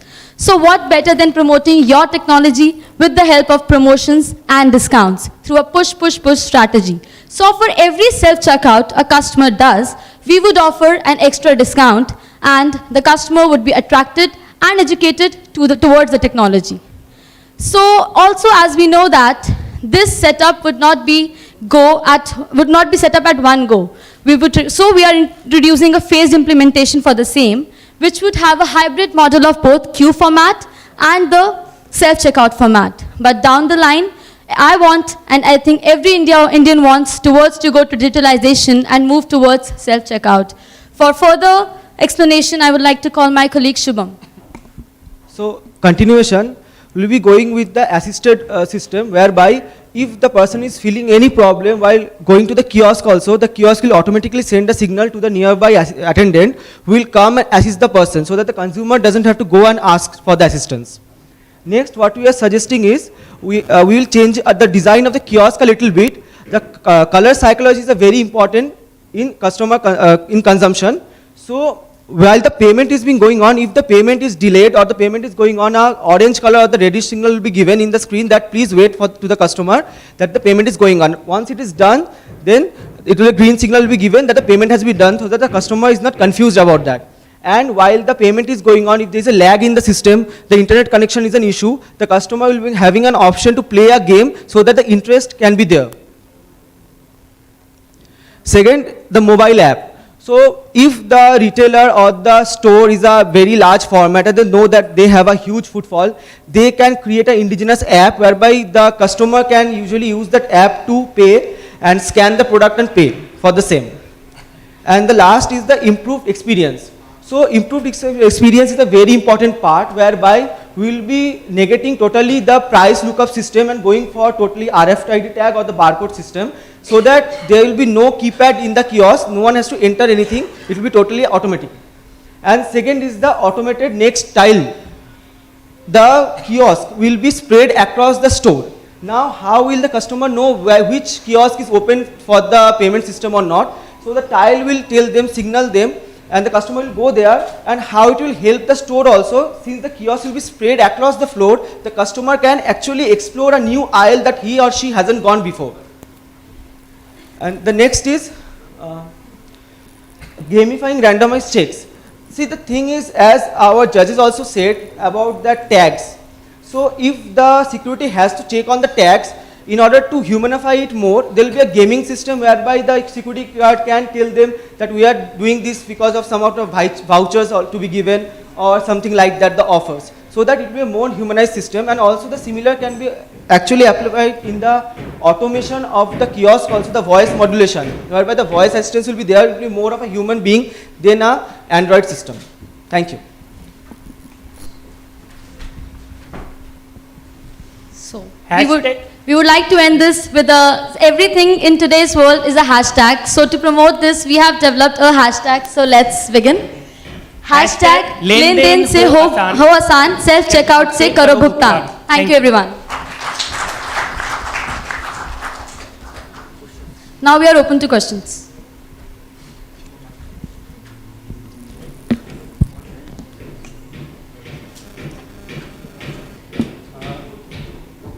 Did you do any particular research? You didn't talk about research. Sir, I did in the initial part. So basically, the research that we conducted was we conducted a survey within our own college premises where we asked students, staff and faculties, and then we went to the Decathlon and McDonald's and other stores. So from that survey, we identified what are the problems. First of all, we conducted a survey within 83% within our college, and then we identified, have you ever went to Decathlon or any other system, any other store where self-checkout system is present? Then we identified what are the problems that they are facing, which I showed in the slide 1. So that was the survey. Well, in that case, first thing which I would like to understand is, why do you only select your own college? Because you're typifying your customer. Yes, sir. They are all from the same background. Yes, sir. Yes, sir. I would like to answer that. Since our college is an total Indian college, so people are arriving here from all of the states. So we are having a diversity within the small sample size itself. The students are from tier 2, tier 3 and tier 1 too. Okay. So while we are understanding the mentality of the students, we are getting the idea of the whole of India and also the current Gen Z generation. I must compliment you on your initial skit. You all have the opportunity of an alternate career also. Thank you. Thank you, sir.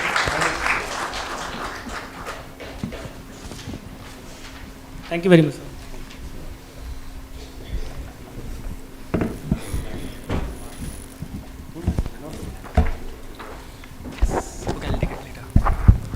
Thank you, team. That was a really creative presentation.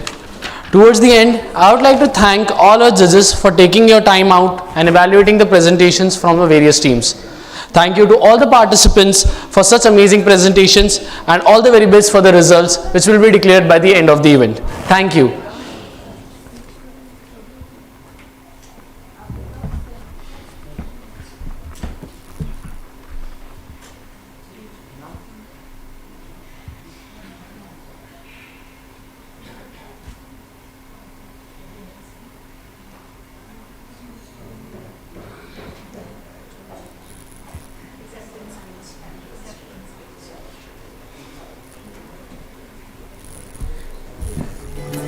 Can you take this?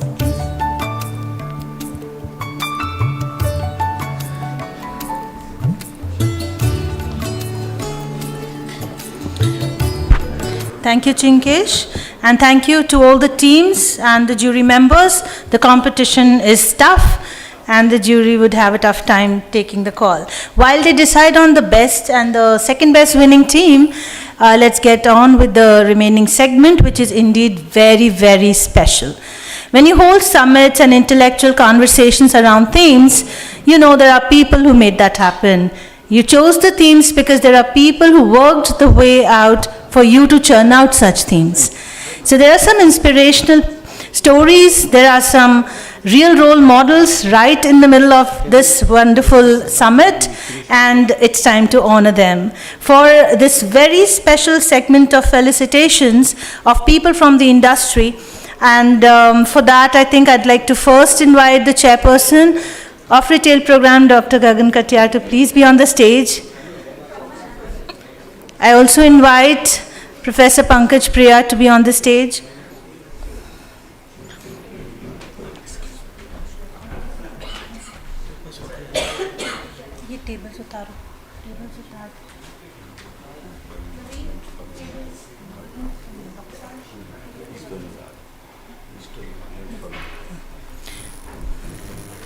We'll just take a few more minutes.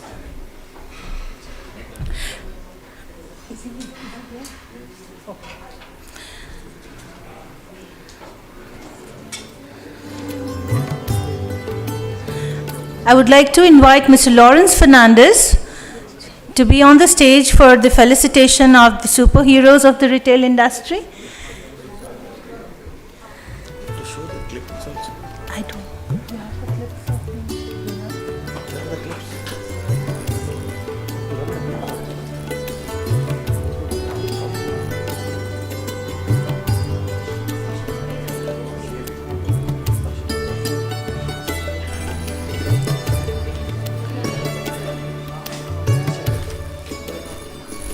Okay, team, are we set for the felicitations? You know the order, right?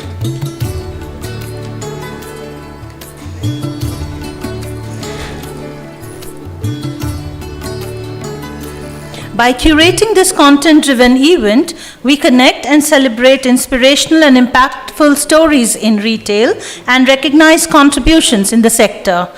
The retail fraternity would like to honor outstanding contribution in the retail sector now at this felicitation ceremony. The recipients are retail professionals and senior corporate leaders who've achieved great heights in a very, very short span of time. Today, we would like to felicitate them, and for that, the luminaries from the sector who have illuminated us with their experience. We'd be inviting them one by one, and my team is ready with the felicitations. I also would like to share that the people who will be felicitated here, we invite you to share your acceptance speech as well after receiving your award. For the felicitation ceremony, the first person we would like to invite on stage is Mr. Harish Bhatia, President, Sales and Marketing, Dainik Bhaskar Group. Give a big round of applause. Certain people like him are to be honored at these platforms so that we know which are the footprints we should follow. He is one of the most respected corporate business leaders, opinion makers, and authors in media and entertainment and consumer durable sectors. Sharp business acumen, ability to run businesses as a profit center, and breaking new ground for business expansion are his core competence. In his illustrious career of 38 years, he has created significant value in large corporation, that is Korean multinational corporation LG Electronics Limited, JVC Victor Company of Japan, Onida Electronics, and Aristocrat Luggage through product innovations and customer-centric marketing and sales strategy. Many, many congratulations to you, sir. And big round of applause, please. You can't stay quiet. We are celebrating an inspiration. Louder. Yeah. He deserves a very, very big round of applause.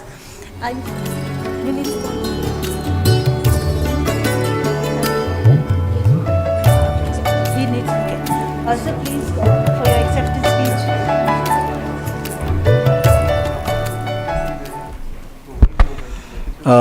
Thank you, sir. Thank you, BIMTech. Thank you, honorable judges over here who considered me to be virtuous enough to accept this award and felicitations.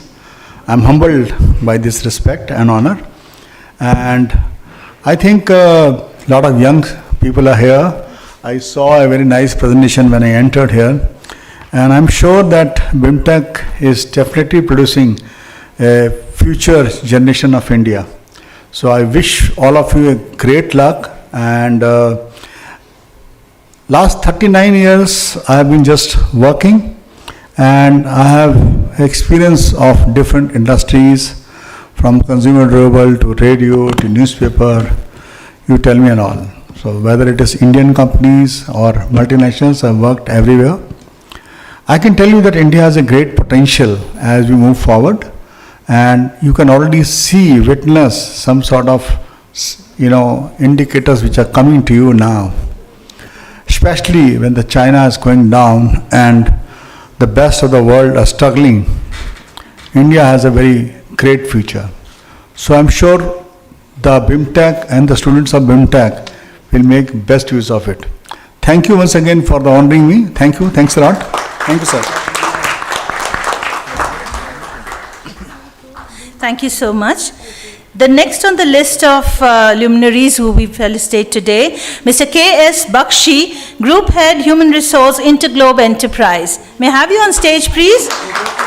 He is an integral part of the leadership team and serves on the executive committee of Interglobe Enterprises. He provides strategic and operational leadership to the human resource function and is responsible for integrating HR practices at the group level. With an experience in human resource spanning over 30 years across different industries, KS has driven business results through innovative people strategies and developing a strong learning culture. He successfully led various projects in leadership development, culture building, and talent management practices. He has performed a strategic role at the Oberoi Group and Bharti Airtel. He has previously worked with Indigo as Head of Human Resources. Many congratulations to you, sir. Round of applause for the very inspirational persona. Thank you so much. May I have you on the podium for your acceptance speech, please? Hello everyone, good evening. I know we are at the fag end of the today's days, but it's still a little louder voice. Good evening, young boys and girls. Okay, that's better. First of all, dignitaries on the stage, BIMTech management team, Dr. Chaturvedi, director of the BIMTech, Dr. Katiyar here, other dignitaries who are receiving the awards today, the judges for the previous session for the wonderful presentation that we saw. In fact, I came about half an hour, 45 minutes early, and I could see 4 or 5 presentations from the from the students of the management institutes. It's really heartening to know, as Harish sir was also saying, to see how the young boys and girls are really shaping up. Of course, that reminds 30 years back when I passed out from XLRI. I mean, such opportunities were there, but it was probably less than what we see today. And I guess events like this really create those moments for each one of us to relive it. Thank you, BIMTech for conferring this award on me. I accept it with proud and with all due humility on behalf of my co-workers, my team, that worked with me at Interglobe, the company that I represent. It has been a journey of about 30 years. When I started career, I didn't know how beautiful and engaging journey it would be. There have been challenges, there have been moments when one struggle, but I think we should always be thankful to our family, our friends, and to God, to whatever we are today and whatever we have achieved the success. The mantra is very simple. You have to be humble, you have to stay on the ground. There are people who are passionate, there are people who are committed, there are people who are intelligent, but not everybody finds their way up earlier in their career, right? So it's very important that we stay on the ground and we just follow the certain principles, certain basic values, certain fundamental pillars, which will really help us to continue to grow. Once again, thank you, BIMTech team. Thank you, ma'am, for inviting me here. Namaskar. Many, many congratulations and thank you for that short speech. The next on the list of luminaries we felicitate today, Mr. Vinod Bapna, Executive Director, Kaparo Maruti Limited. May I have you on stage, please? Round of applause. You don't get to see so many role models on the same stage. Thank you. Mr. Bapna has extensive hands-on experience in financial management and business analysis, management assurance, treasury, structured financing, taxation, and business leadership. He is responsible for the overall PL of the company, including finance, manufacturing, engineering, marketing, production, quality, SCM, HR and IR, and other allied areas. He is a CACS, ICWA, and MBA professional with 25 years of experience and an established record of success in significantly growing enterprise value. Many, many congratulations, sir, and I invite you for your acceptance speech.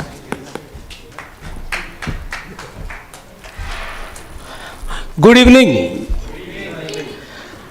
आज मैं यहाँ से नहीं, यहाँ से बात करता हूँ आपसे।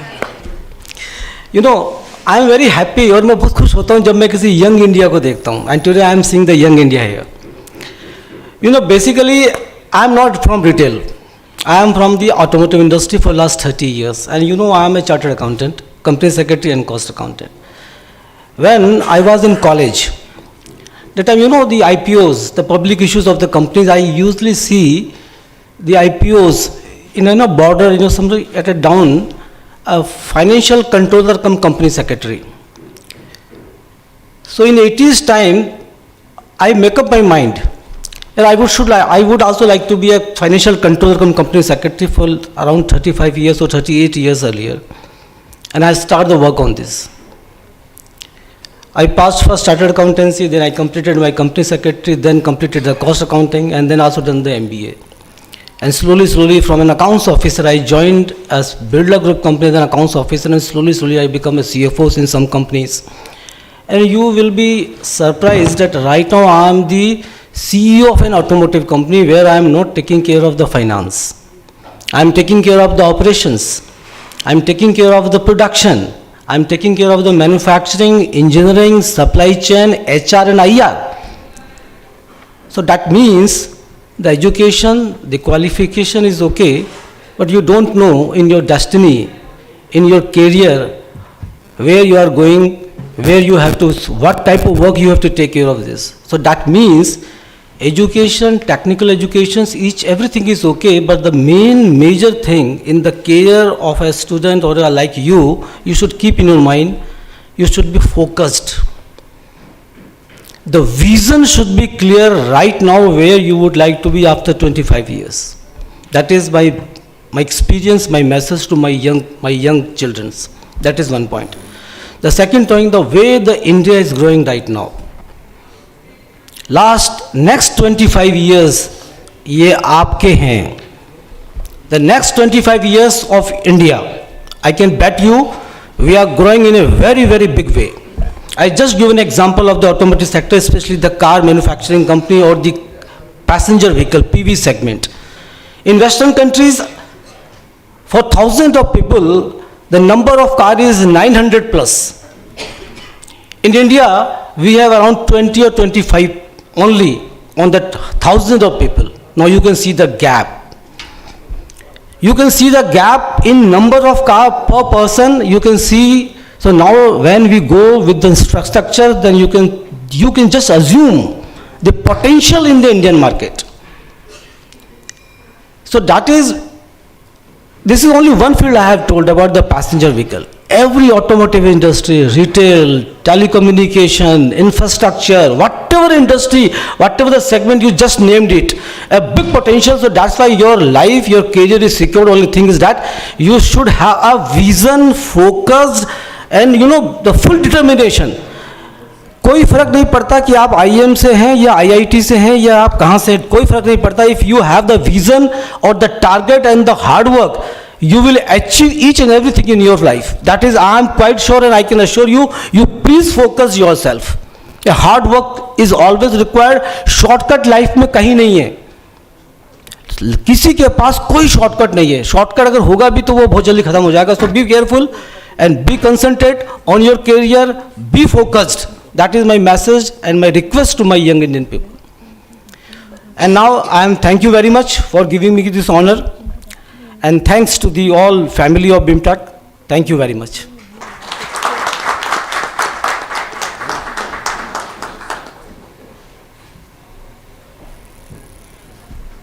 Thank you so much. That was very, very inspiring. Yes, true. We need to have a very clear vision for ourselves and others. Next on the list is somebody who is from amongst us. The very acclaimed alumni of BIMTech. So I would like to invite Mr. Jay Yadav, Country Manager, Franchisee and Business Development, Dabur India Limited, for felicitation. He has a 17 plus years of experience in retail, real estate and education.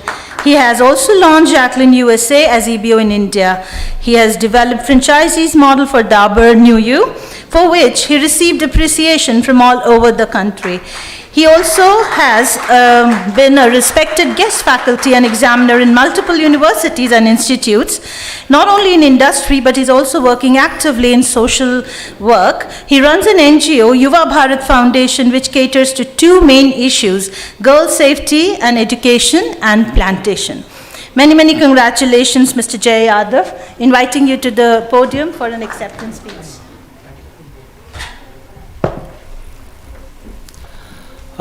Thanks a lot, and I'm feeling really honored on this stage on this day. I'm taking this award on behalf of my whole batch. First job that I got from the institute, I thank the institute again. I was placed from campus. This is for the whole current batch. That I got first job in Sahara, India. I was a store manager for Chandigarh location, and I had 4 people reporting to me in my first job from day one in the industry. तो मतलब उस job ने तो काफ़ी आदत ही बिगाड़ दी थी कि पहले दिन आप गए इंस्टीट्यूट से सीधे 4 लोग रिपोर्ट करें. You are like owner of a big place. So I am thankful. और हमारा जो इंस्टीट्यूट है, it's a very reputed institute. अभी there are lot of alumnis I came across in the industry. Many people are working in multiple organizations. So our institute is getting renowned because of the students like you, because of the teachers, the professors like Gagan Katia sir, Pankaj Priya sir and all. So as the gentleman just before me said, there is no shortcut to anything in life. Do hard work in your life. You will definitely get everything you deserve, and you'll achieve it easily, by your sheer dedication. Thank you. Thank you so much. I'm sure when they look up to you, they will follow what you've just said. Next on the list of our felicitation is Mr. Jay Chajjar. He's the GM Distribution, Paytm, also a BIMTech alumni. He has more than 13 years of experience in various roles in sales and distribution, marketing, program management, business operations in industries like telecommunications, exports, and banking. Post his campus placement with Virgin Mobile India, he's continued working with Vodafone and Tata Teleservices. Big round of applause, everybody. They are big achievers, so the bigger the applause. Don't you think so? Thank you so much, Jay. Could you please share a few words of acceptance? Good evening. Come on. Good evening. Thank you so much. I am really humbled today that my alma mater has given me this opportunity and this award. Really humbled by listening to speakers who were here with 30 plus years of experience. I can visualize myself 30 years down the line coming back here, right? So amazing. And what they have spoken about is, the crux is simple. Aag honi chahiye, boss. You have to have that fire in your belly to drive where you want to go. Gaadi kharidta hai aadmi, right? As per the capacity he has, as per the earning capacity he has. But if you have that fire, you can own the bigger cars, whichever you want. But is that success? Nobody knows. You have to define your own success in life. But as I said, you have to have that fire in your belly which satisfies your calling. You should be happy to do what you are doing, right? Success cannot be defined by what you earn. Success can be defined by how happy you are for what you are doing. That is my take of my life. And I'm grateful that exceptionally I was a retail management student, but I've never worked in retail. I started my career with Virgin Mobile India, which was my campus placement. Then I moved to Tata Teleservices. From there I moved to Vodafone. From there to Paytm. And Paytm as an ecosystem is an amazing company. This is my fourth entity within the group. So I've worked in maybe 6 or 7 different roles in the last 6 years at Paytm. That is the kind of learning that this institution has given me, that I am able to do my roles well, right? So thank you. I have a lot of gratitude for BIMTech for all the learnings that we had there. It's an amazing institution, and thank you once again for this award. Thank you so much. I think they deserve a standing ovation. Wait till you hear the rest of the inspirational stories. We have a very, very special segment of felicitations lined up just now. Please have your seats. I can't change the direction of the wind, but I can adjust my sails to always reach my destination. Today, we take this opportunity to felicitate some special retail professionals who, despite facing adversities, have come up very big stars and with special abilities. This is a new segment that has been introduced in Annual Retail Summit 2022. Hence, this is the first time such professionals are being honored as retail heroes. This day and age, diversity and inclusion are being adopted in a truer sense. As a result, the retail workforce we witness is truly diverse. We take opportunity to salute the spirit of these retail heroes in this felicitation segment. The first on the list of felicitation is Ms. Zaida Nisha from Westside. She works as a department manager in Westside. She joined Westside in 2009 as sales associate and got a swift promotion within a year. With her hard work, she even secured the award of Best Sales Associate. Then she got the promotion again. Her career was at the peak of its success. That's when she had to face the worst incident in her life But she didn't lose her hope and came out stronger, and recently she started working as a department manager in Westside. Please congratulate, along with all of us, Ms. Aisha Nida from Westside.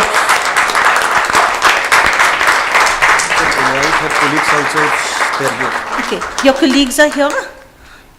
Those who have come along with Zaisha, we invite you all to the stage, please.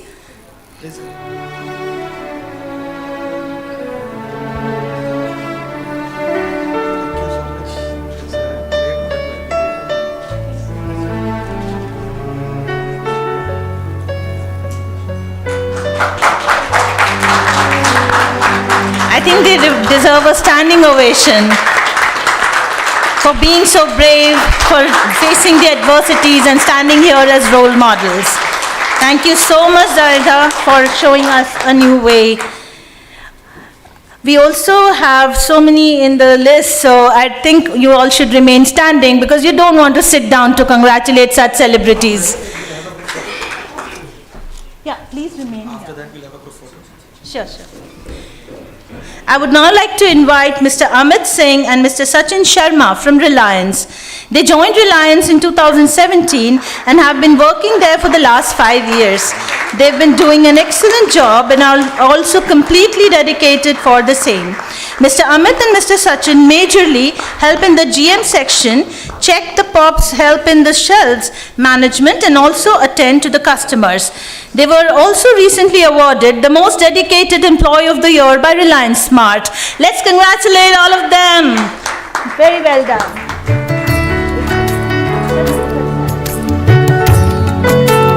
Keep this going, please.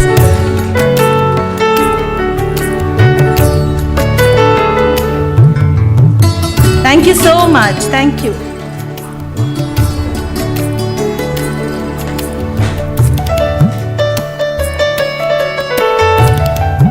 I would now like to invite another inspirational person, Mr. Ashish from Max. He's working as a sales associate and also helps in shelf management and attending to the customers. He said that being speech and hearing impaired has been a major hurdle for many youngsters to find employment, mostly because the workplace isn't equipped to assist and support SHI employees. After joining Max, he got the chance to experience more. Thank you so much for showing us the way and Have fun. okay, so that very important moment of the annual summit.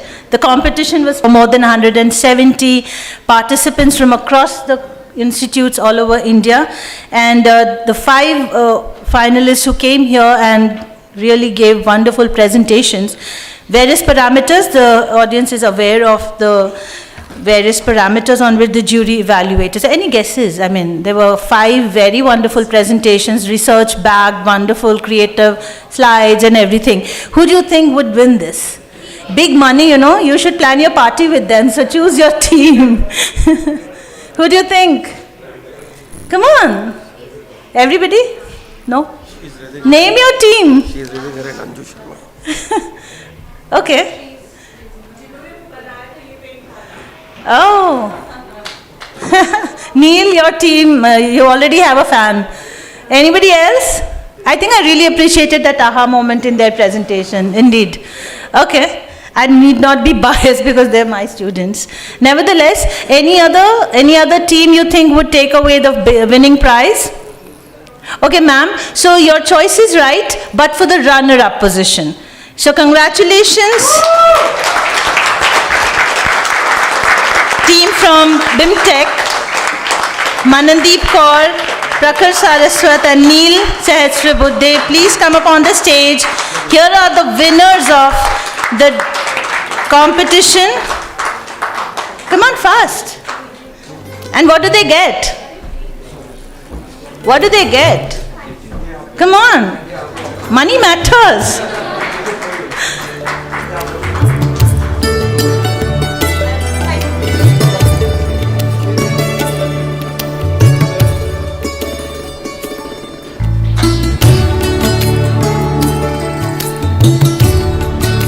₹15,000, all of it will go on e-commerce.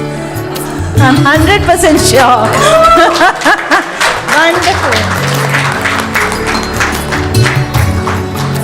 Okay, and so the bigger moolah goes to whom?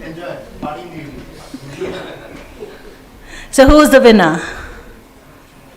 Oh my God, such silent audience, difficult to guess. They're great. They are the winners. They were the greatest of the great. Yeah. Congratulations, Great Lakes Institute of Management, Gurgaon, for winning the competition organized by Club Retailia on Unstop for the annual Retail Summit 2022. 25,000 goes to e-commerce again.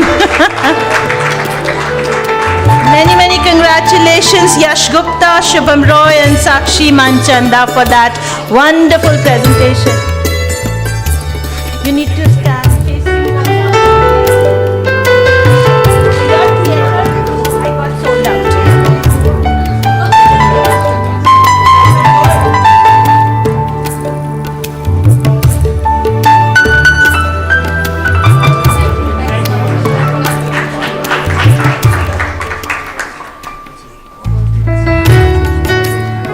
So all the winning teams and the other winners, would you like to please come up to the stage for the wonderful big picture, the very special memory that we want to carry back with us.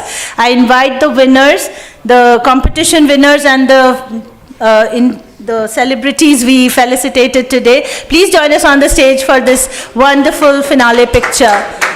We don't want to miss that. Fast.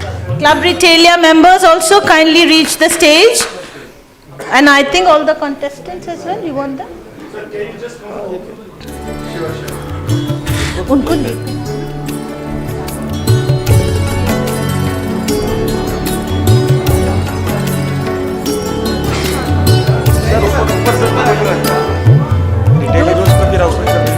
वो कह रहे बात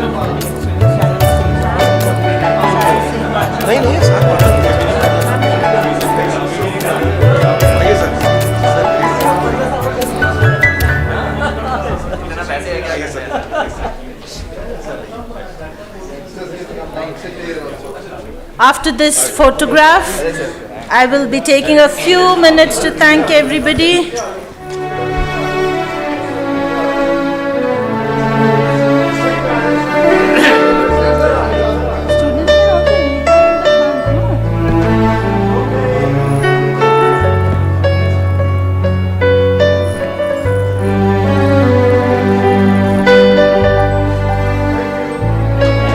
Students of Club Retailia, you can join for the group photograph while I would take the opportunity to present the vote of thanks.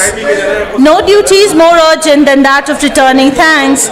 First and foremost, I would like to thank our esteemed chief guest, Mr. Lalit Agarwal, for gracing this occasion.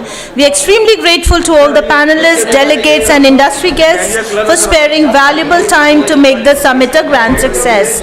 On behalf of Club Retailia and Retail Management Program, a big thanks to Abhijit Chaturaj Sir, Dean Student Welfare, for always motivating us. And thank you to Dr. Gagan Katiyar, Chairperson of Retail Program, and Dr. Meera Kapoor, Program Coordinator, for guiding us at every step and showing the right direction. The two important pillars of the retail program, Mr. Sai Krishna and Mr. Ajab Singh, for all the support always. Team Retailia for managing each and every step precisely and meticulously. The IT team, the Radisson Blue team, we are sharing special thanks to all of you for helping us with the seamless and smoothless conduct of Annual Retail Summit 2022.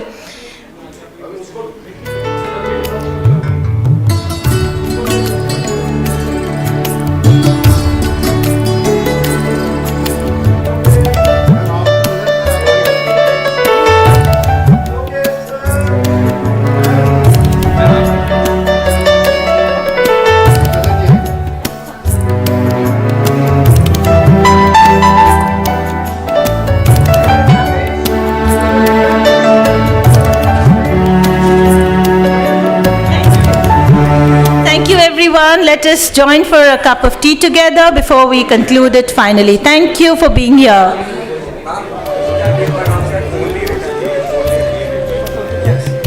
Okay, Team Ritalia, please come to the stage for the photograph of your club. Collect your memories, everybody, and please excuse me now. Take over.